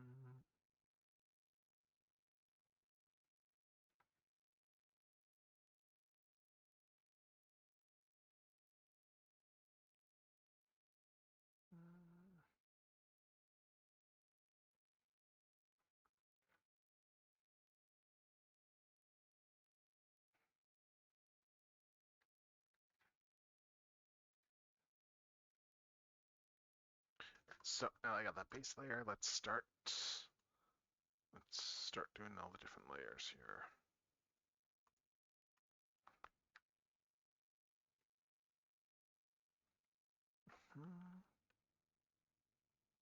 Oh, refer to the layers.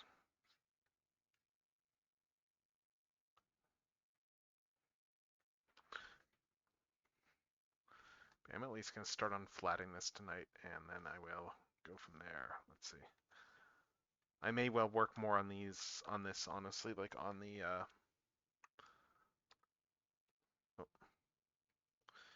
I'll probably end up doing like more work on these on the weekend, honestly, but we'll see. Because I want to get this off my plate. Ah, yes, this one's my favorite opening. Sorry, ending. This one's the one I love there for endings. Oh. Again, I need to grab better versions of some of these songs.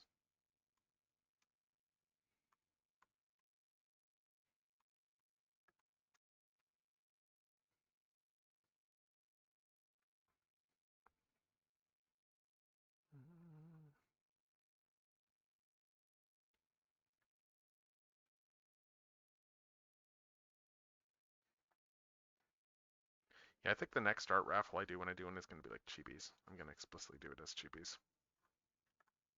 Yeah. They're fun to do, and it's good to practice. And they're a lot faster to do, and yeah, and it's good practice. I'm trying to get a lot of practice on Chibi's.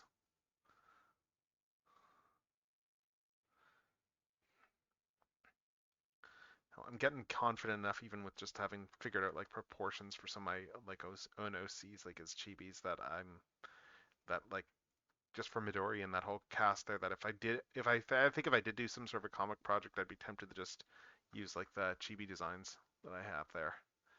Because I've more or less got all the like the scale stuff sorted in terms of like how big to draw everyone relative to each other, and that's the hard part.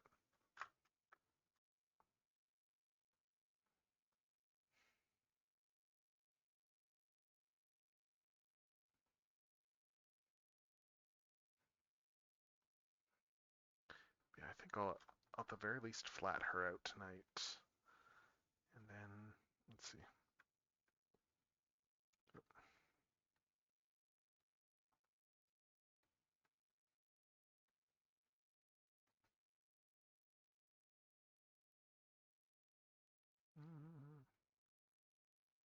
There we go.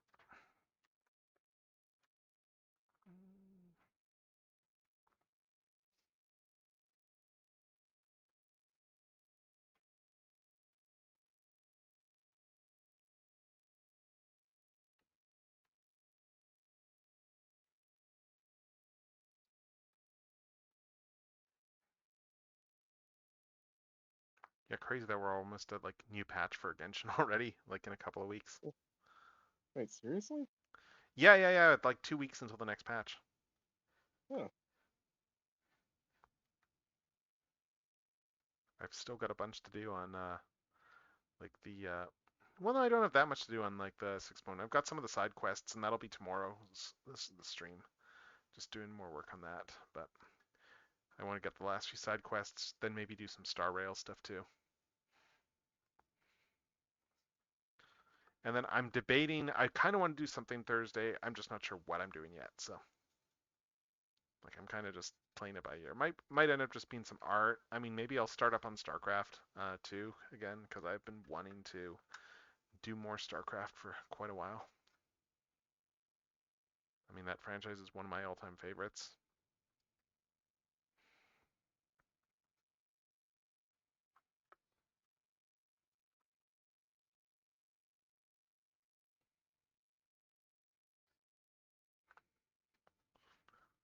Like, yeah, legitimately, like, God, StarCraft is just so good.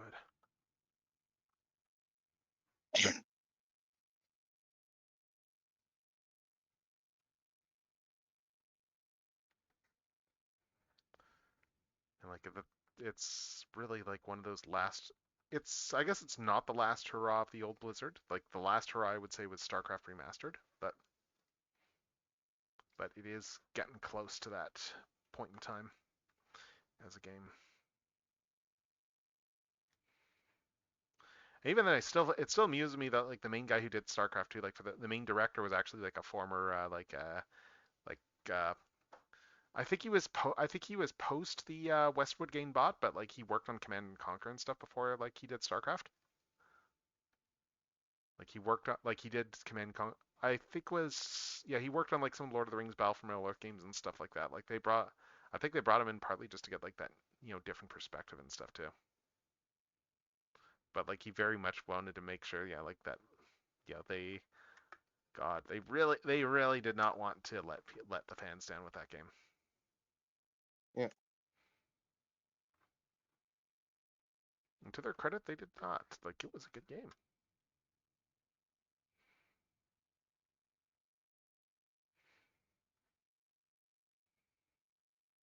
Like they landed a lot of stuff in that thing. And I still love how they brought back Paul Lighting even though his character was dead. His characters were dead. Yeah. I still love they brought him back as the Protoss advisor just because like even though Aldaris had been dead for years at that point in the game, like it's just such an iconic role. Like just his voice for that. And then he got a brief cameo as the Overmind again too. Wow. Oh, and that soundtrack's done now. Okay, let's pick something else out once I finish this. Yeah, like a lot of those OG StarCraft voice actors, like the credits were very poorly organized, like like back in the day there for StarCraft stuff. Like in terms of like who did what, like some of them were harder to track down, where because they did not say like who did what roles in the game credits. It was just like here's the credits. So it was like yeah, for some of those voice actors, they did have to track them down a little bit. What was I gonna do? Right, audio. Let's do.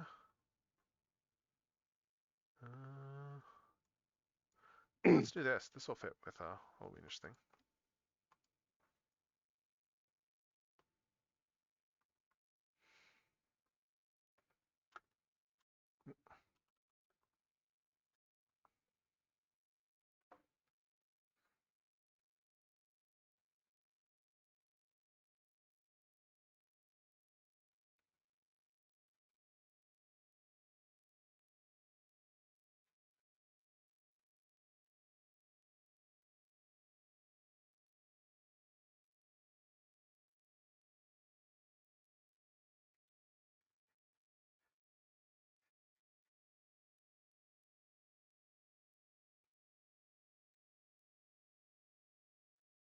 Can't go wrong with Skullgirls. Yeah. I mean, what a great soundtrack this series has.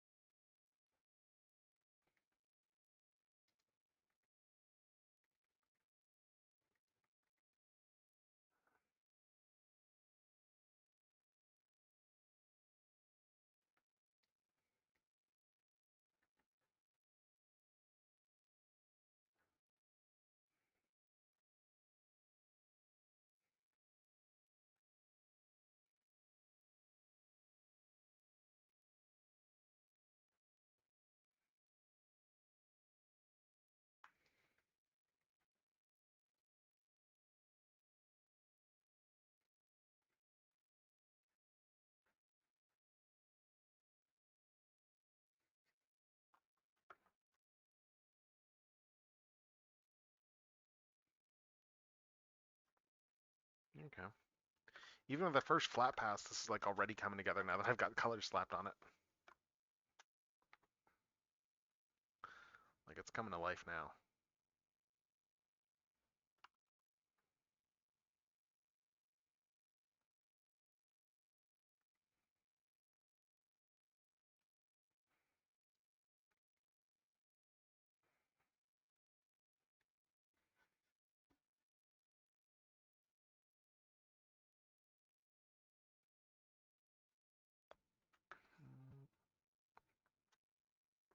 Mm.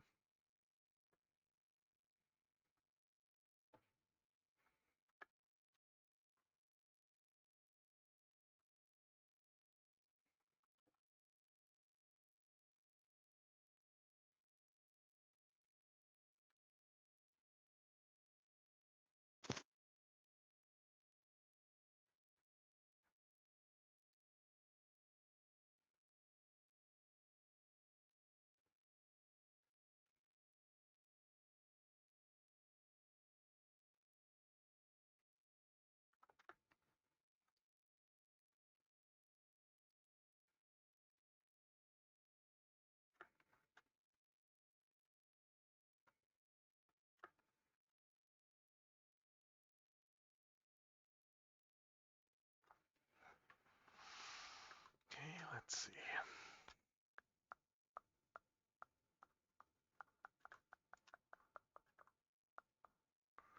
What else?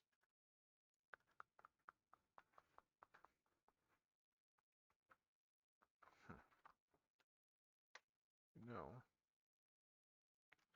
Maybe that's what's bugging me. The eyes here. Let's turn this off for a sec.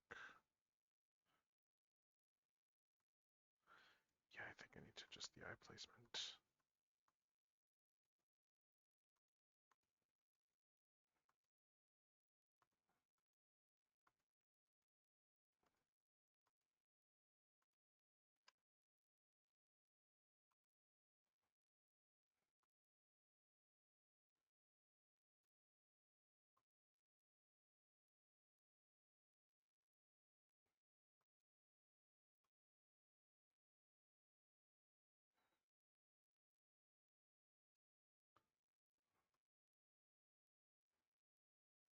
Let's see.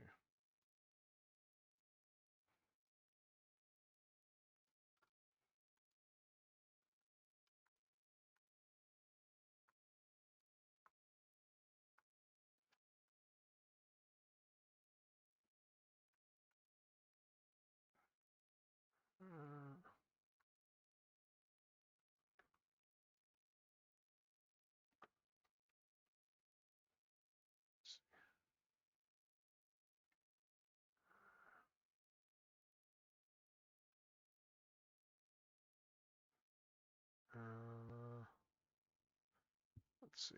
So this should be 1, 2, 3. Yes, I need another line here.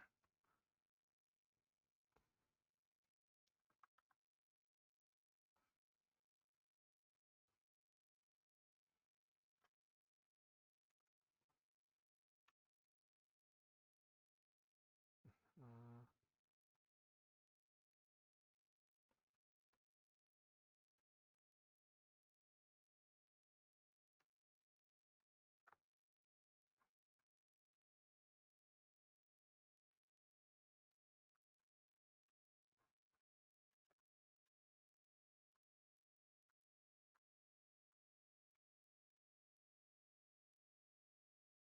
let's see. If I do this.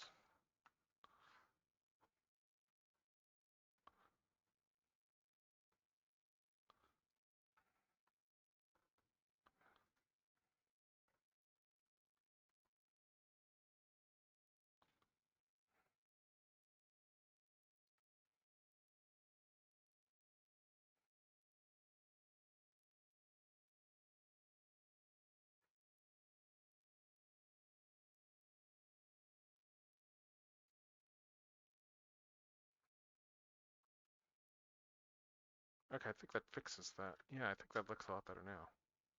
Just for the eyes. I think that's what was off.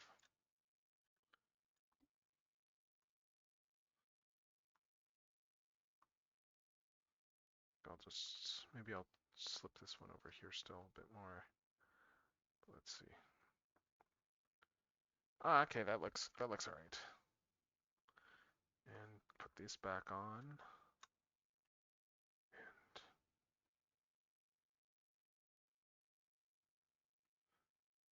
And okay. Right, so people's this.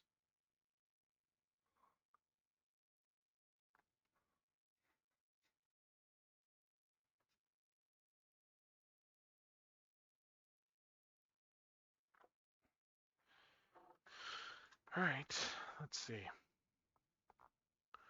And let's just grab some reference here for the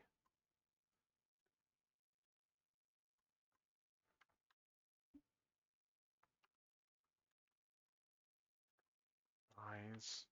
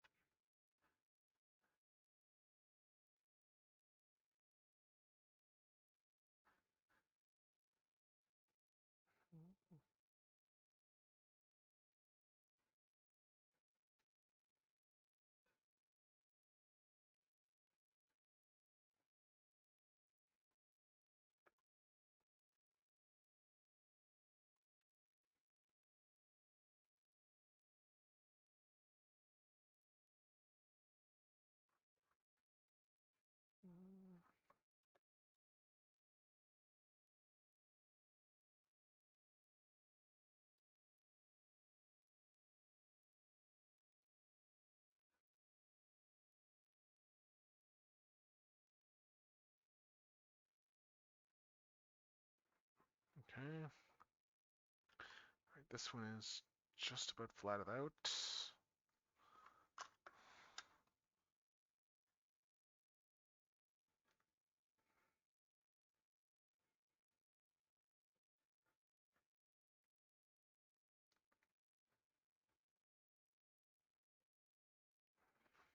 Yeah, let's see, and then I'll just use this color here for this down here, rather than dig up the right gray. This one should work well enough.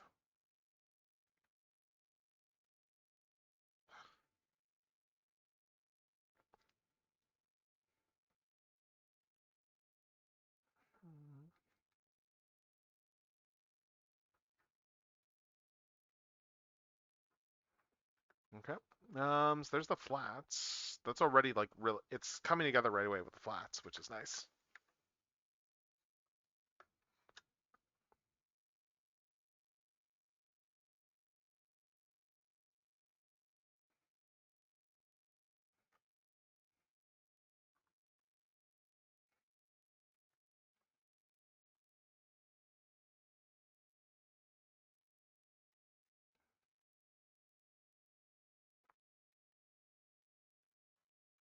Go. And okay, there's no real eye makeup on this design. Right, but yeah, there's her flats. It's gonna be detail work at this point, but that's the flats for her. Like, it's always neat to just when you're doing this sort of stuff, just how quickly stuff comes together once you actually add like some base colors.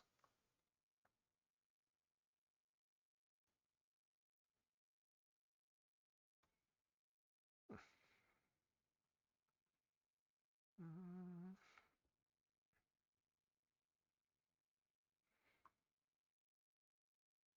let's see.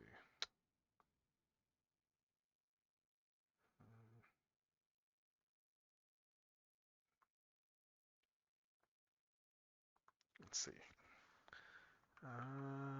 Right, I need to grab that reference now. Let's turn off the mini viewer while I grab that.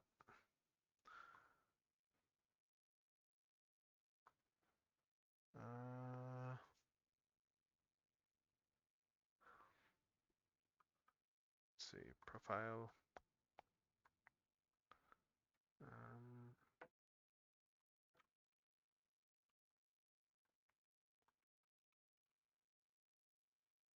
when did they last do my raffle stuff?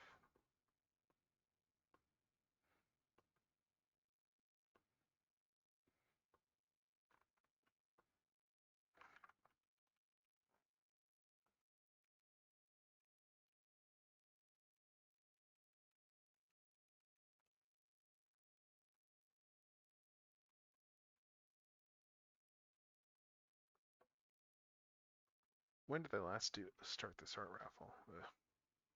Mm.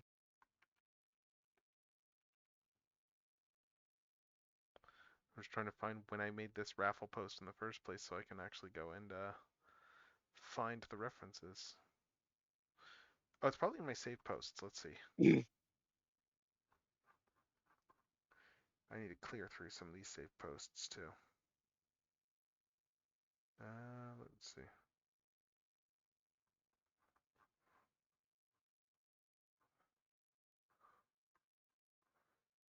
Okay, I did not pin this raffle. Okay, post. Okay, I should fix that.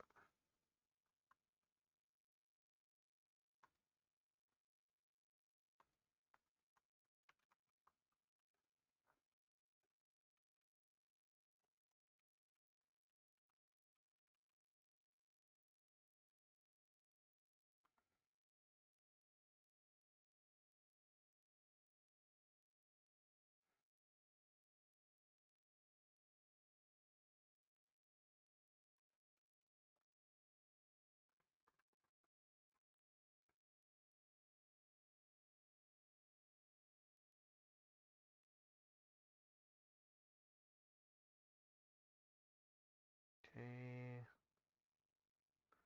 Raffle stuff isn't there yet. There's a bunch of raffle posts down here. Is this where I started doing? Oh yeah, I guess at some point I'm gonna have to work on emotes too. Now that I can actually do emotes. Yeah.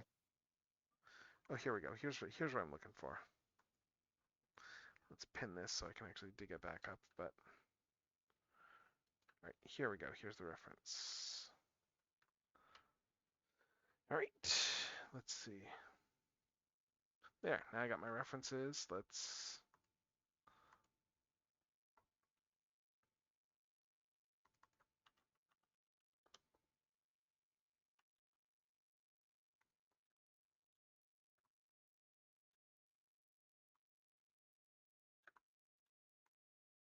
Mm,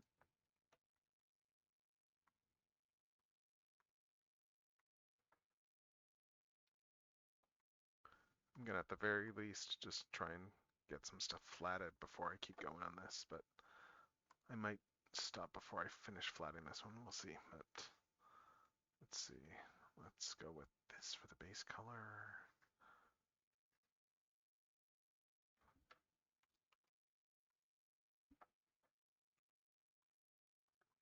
And let's see. And now that I got that, I can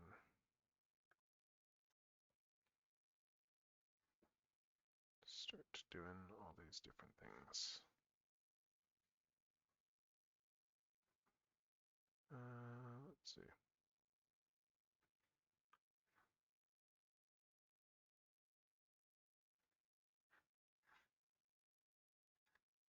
Oh.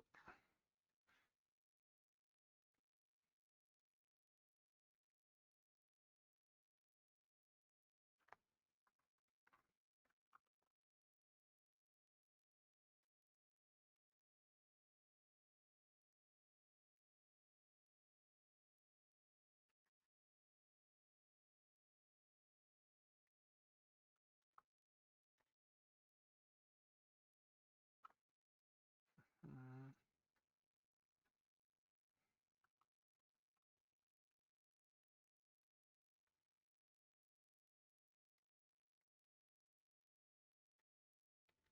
Sorry, I was browsing TF and the go button for Heart of Darkness just popped up on the sidebar. Oh Lord, Heart of Darkness. That takes me back. Yeah. That was certainly a story. And it's Yeah, one it's it's Joe Button it's is one of many on a long, long line of examples of how not every writer is suited for Transformers. yep. Because Because people normally the forget. guy who wrote it does good stuff. Yeah, because that was Abnett and Lanning that did that, right? Yeah. That was back when they were still Thanks, man. collaborating on comics. And yeah, like the Go Button is funny because it's that one drawing of Galvatron going, ah. And That's then you get actually an emote on the Transformers Wiki server. okay, and then you of course That you like get the you get Galvatron. that one, and then of course you get that one issue where the art didn't age well at all. What do you mean? The issue is it issue 4, the cover?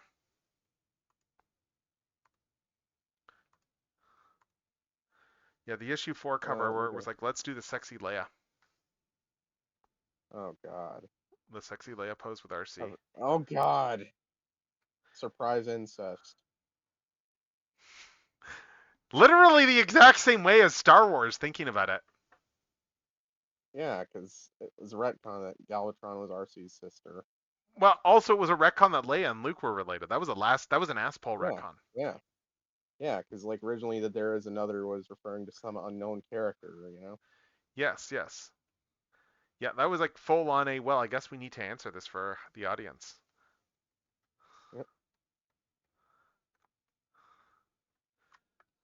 Like so much of those movies is like I just saw a thing recently that one thing that they were apparently going to do on Phantom Menace that they decided not to last minute was there was a whole idea there with Obi-Wan and Qui-Gon Jinn where it was going to be a case of, like the Darth Maul, stuff plays out as it does, the Darth Maul fight happens, except then it's Obi-Wan that bites it, and then his apprentice Qui-Gon Jinn decides to take his name, like in honor of his mission. Yep. And that would have been like a misdirect there for audiences because they wouldn't have expected Obi-Wan to die. Yeah. And honestly, it's not a bad idea conceptually. Yeah. Actually, let's use this reference here. This will be.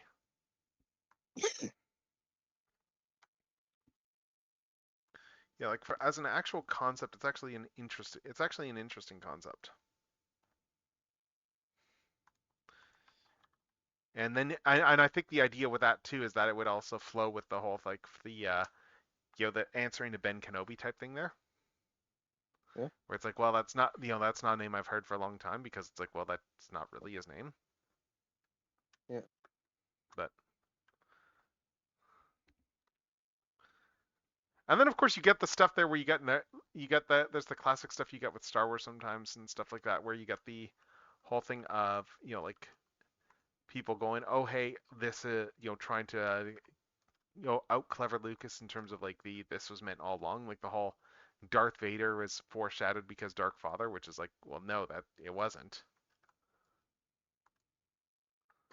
It's like that's just like a happy coincidence that they learned about later, and then they just went, oh hey, we totally meant to always do that.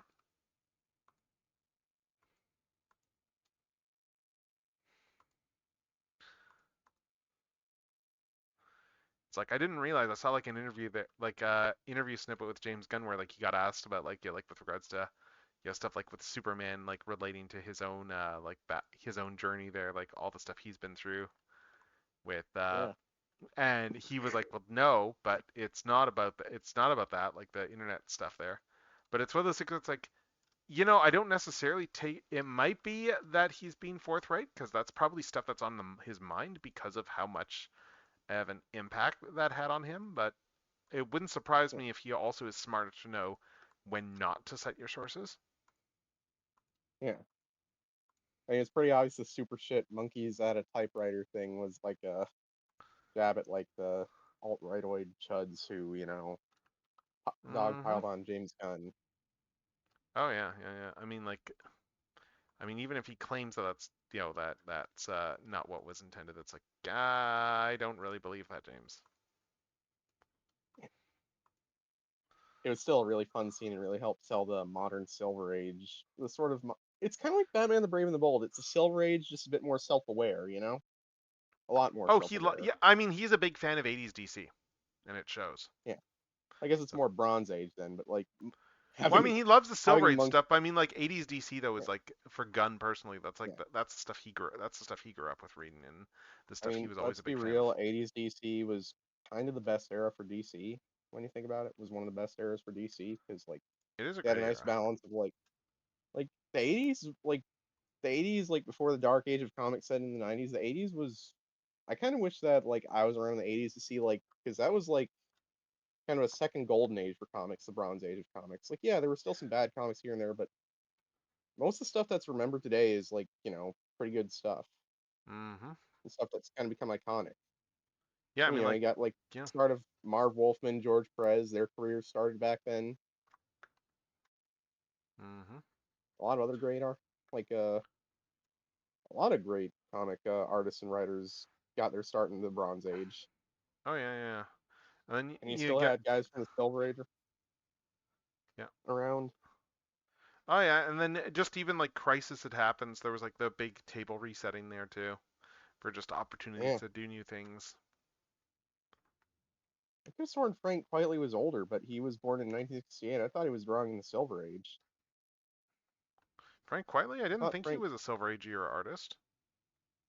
yeah, no, he, I thought he was, but no, he's only 57. But I think it's because like All Star Superman very much drew from Yeah, the I didn't Silver think he was Age, that and old though, because I mean, keep in mind that he was a frequent collaborator of Grant Morrison as well, so yeah, they probably would have been like in similar circles.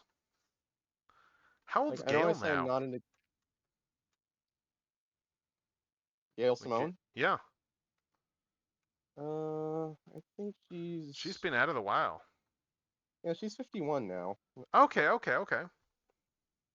It's just weird because she's one of those like people who's like always been present, so it's kind of weird thinking about her like as a someone who's not always been there because of just how omnipresent, Yeah. how much of a constant she feels like.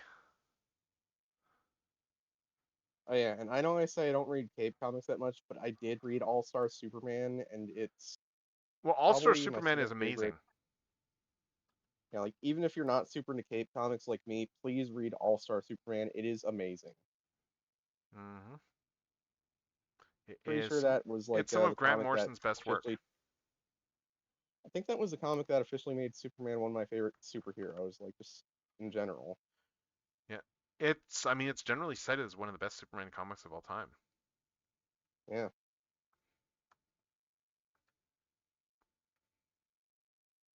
and that's not without reason. yeah.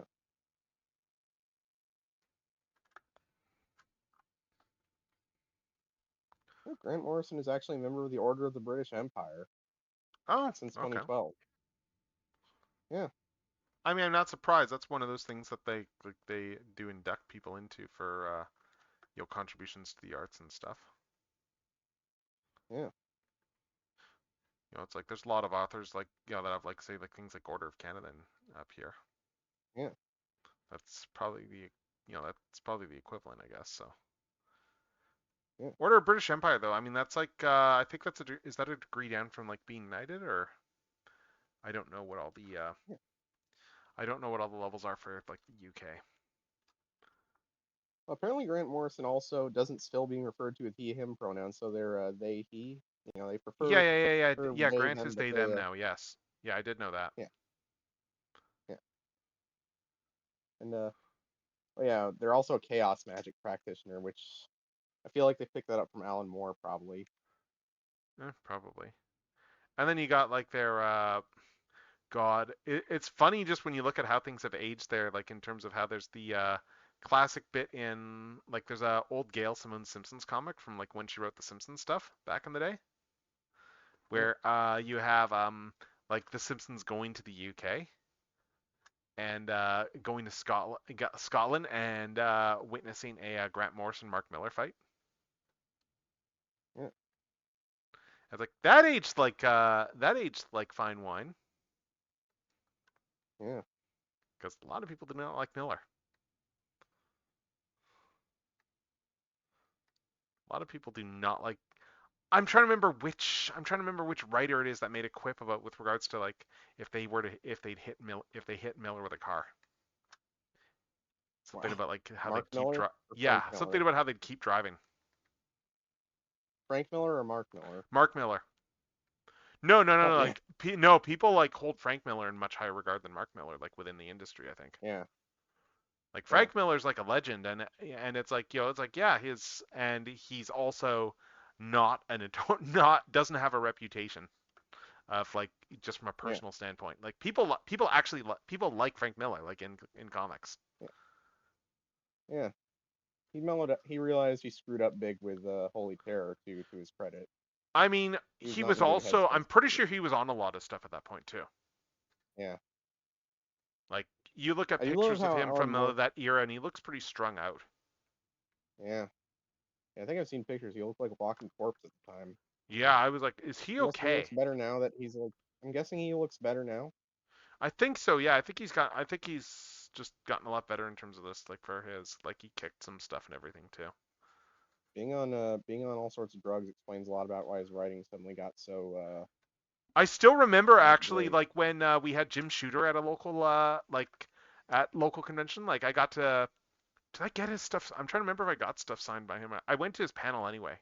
I don't think I got my Secret Wars copy signed by him, but I did go to his panel because his panel was really like he had a version of it on his website as well. I think it's probably still up, but like he had a version of the panel which was just visual storytelling in comics, and the whole panel is essentially him gushing over Jack Kirby. Wow. And the panel is straight up okay. In terms of Jack Kirby is a really strong visual storyteller, and you should be studying Kirby's work. And to give an example, here's a random issue that he did way back when in the day of like a very not a very unnotable issue of like Fantastic Four that he drew. Yeah. Like it's one of those things where like yeah, there's nothing really of note of it other than it's like it's one of those issues where Captain America shows up that they had from like the era where they had to then retcon that into being like a substitute Captain America because it broke Yeah. canon having Captain America active at that point because they hadn't thought Yeah. him out yet.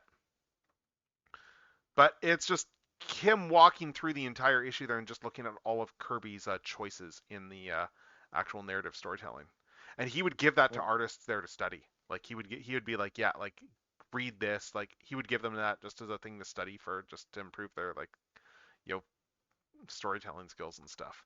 But like he had very good things Yeah. to say about Frank Miller though in the panel though. Yeah. And the big thing That's he good to said hear. with Frank there is Frank was like for Frank Miller that the big thing that he was very good at was he was very good at taking feedback and learning from his mistakes, and that he would consistently just come back and be getting better. Like Yeah. he was someone who genuinely always like there's a Frank Miller story that sticks with me from that I remember reading about from like the production for RoboCop. Yeah. Sorry, RoboCop 2 because Frank Miller wrote the script for RoboCop 2, which then kind of got butchered to high hell. Yeah. But the thing about that though is that oh, you know what? I should put a line in here too. But the thing about that is that it's like, yeah, the script got torn apart and everything like that, and it was like fairly unrecognizable. But despite that, Frank's attitude was very much, you know what? I'm gonna show up on set anyway, as the writer because that's my right, Yeah. and because he wanted to learn how to make movies. He wanted the first-hand experience of seeing how to direct movies. Yep. And I mean, and then of course that played off years later when he did Sin City because he, wanted to direct that himself. Yeah. But like he was like Yep. very much like a lifelong just someone who did want to learn all those things.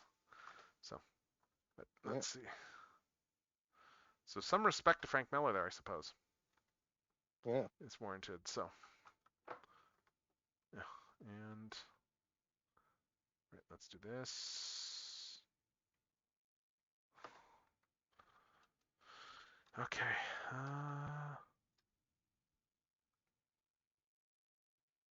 Okay, that tail actually looks a lot better right away now that I had that underline. Okay, but we got this flatted. I think there's a few color revisions I need to make, but let's see. Yeah, like the inside of the skirt is a different color. Let's just use this because we're gonna be darkening it anyway with shading. Oh wait, no, let's just.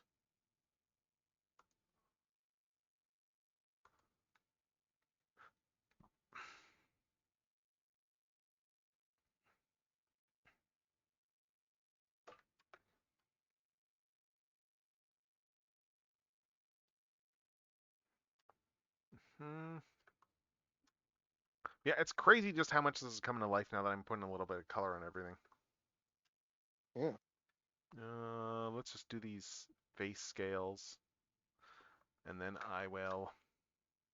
Let's color these in, and then I will probably call it once I do that, and then we will find somewhere to rate out. But first I need to finish Alright. these, so let's see. Yeah. Mm, Actually,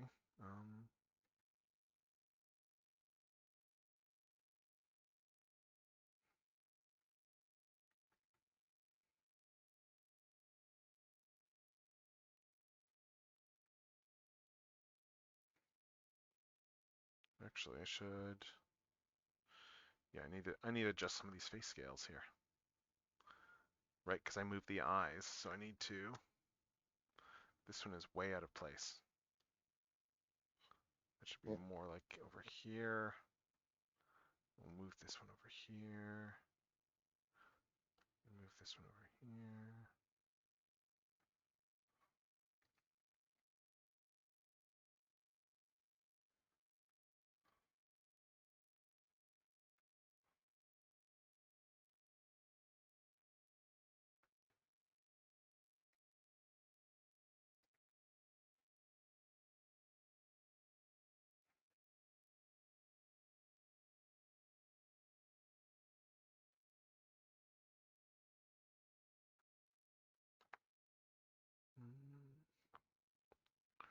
All right, but yeah, let's see. This is where we're at right now on this one, though. Oh wait, there's the detail. There's a detail I missed. Oh, and okay, and then there's that undercolor there too for the eyes. Let's see.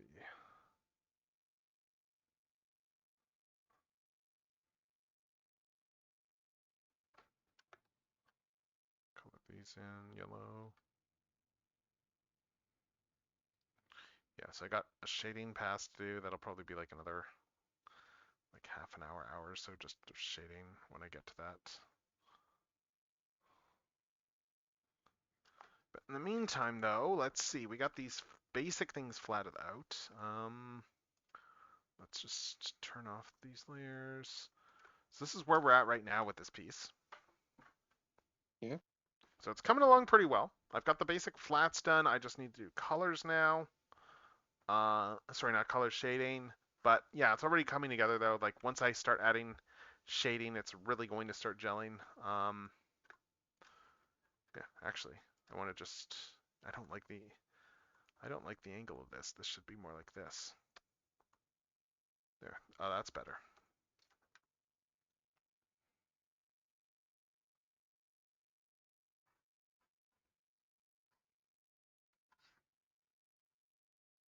Okay, that's better there. Yeah, that looks better. Yeah, so we're coming along pretty well on this so far. Yeah. Actually, I might. Maybe I should. Yeah, let's leave the tail like that there. Yeah, so I just need to finish doing all the shading on these. Do some more texture detail on the actual scales and everything. Actually, wait, no, is that the right color? No, it's not. Let's fix that. Tail is the wrong color.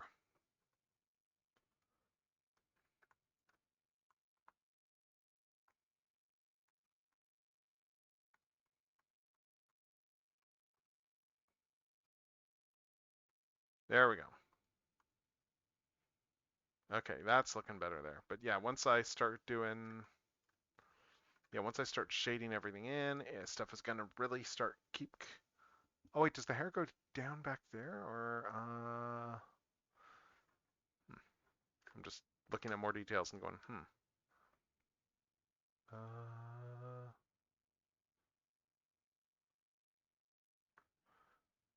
right, because the hair goes back into.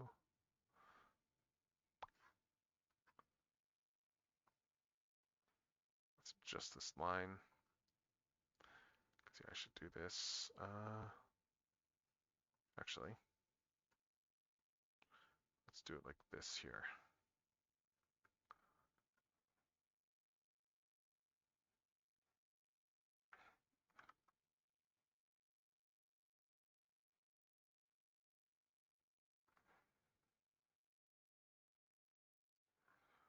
And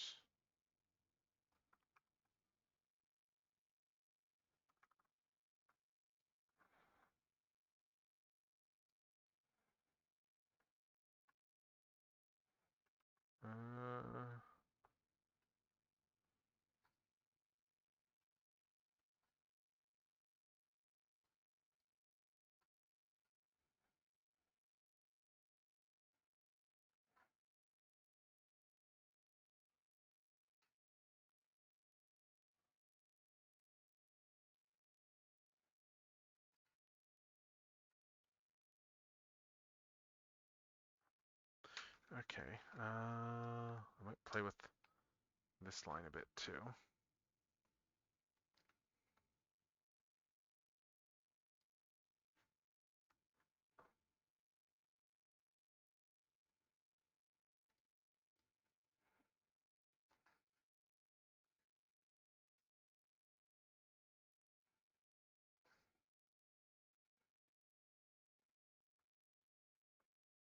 Yeah, and I should do, because it's a bit of angle, I should put some hair back behind this too.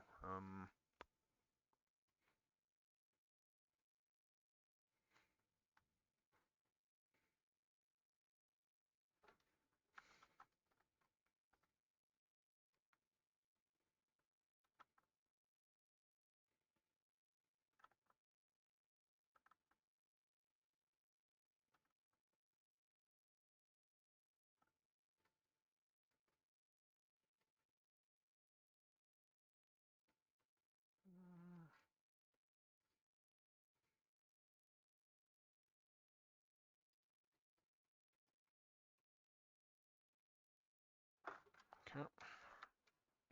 Okay, that's looking better already there, just with these little cosmetic tweaks. Yeah, so I've got, I think I'm pretty much done for tonight here in terms of for stuff. Let's just save this before I keep going to the inking. Yeah, I do want to try and get this thing done. So let's go and find somebody to raid out to. Oh, I see Daikaiju popped in here at some point. Oh, good timing. So if you're still here, I hope you're liking this so far. All right, see you in a little bit. Yeah. But yeah, okay, yeah, have a good one. I'm gonna do my own stream sign off stuff. So let's just, where is the? So let's go out to the, thank you for coming in thing. Where's my stream and graphic here? So yeah, yeah, so I'm gonna go find someone to raid. But yeah, just to go over like what we're doing this week. Yeah, so we're doing some Hoyoverse stuff tomorrow. We are gonna be doing some Genshin, some Star Rail, probably a mix of stuff. And then of course we are going to be doing something on Thursday. I'm not quite sure what, but we're gonna do something. It's gonna be good. It is gonna be good, whatever it is. So let's find somebody raid out to. Let's find someone to go raid out to. Who's going tonight? Not a lot of people going in here. I've not raided into this person in a hot minute there. Let's see if her stream is still open. Let's see if I can raid into Pink Sheep. Yeah, and we can. Okay, yeah. So we're gonna raid in the Pink Sheep. She's doing some Honkai Star Rail. Not raided her for a while. Looks like she's doing some. Is this an older event, or are they rebranding this event? I'm not sure. But either way, though, yeah. Everyone, have yourselves a great evening there. Have a good night. I will be back tomorrow, as I said. More things to work on. And until then, yeah, thank you all for coming. And this is gonna be, it's gonna be Techno signing off. Until next time, have a good one.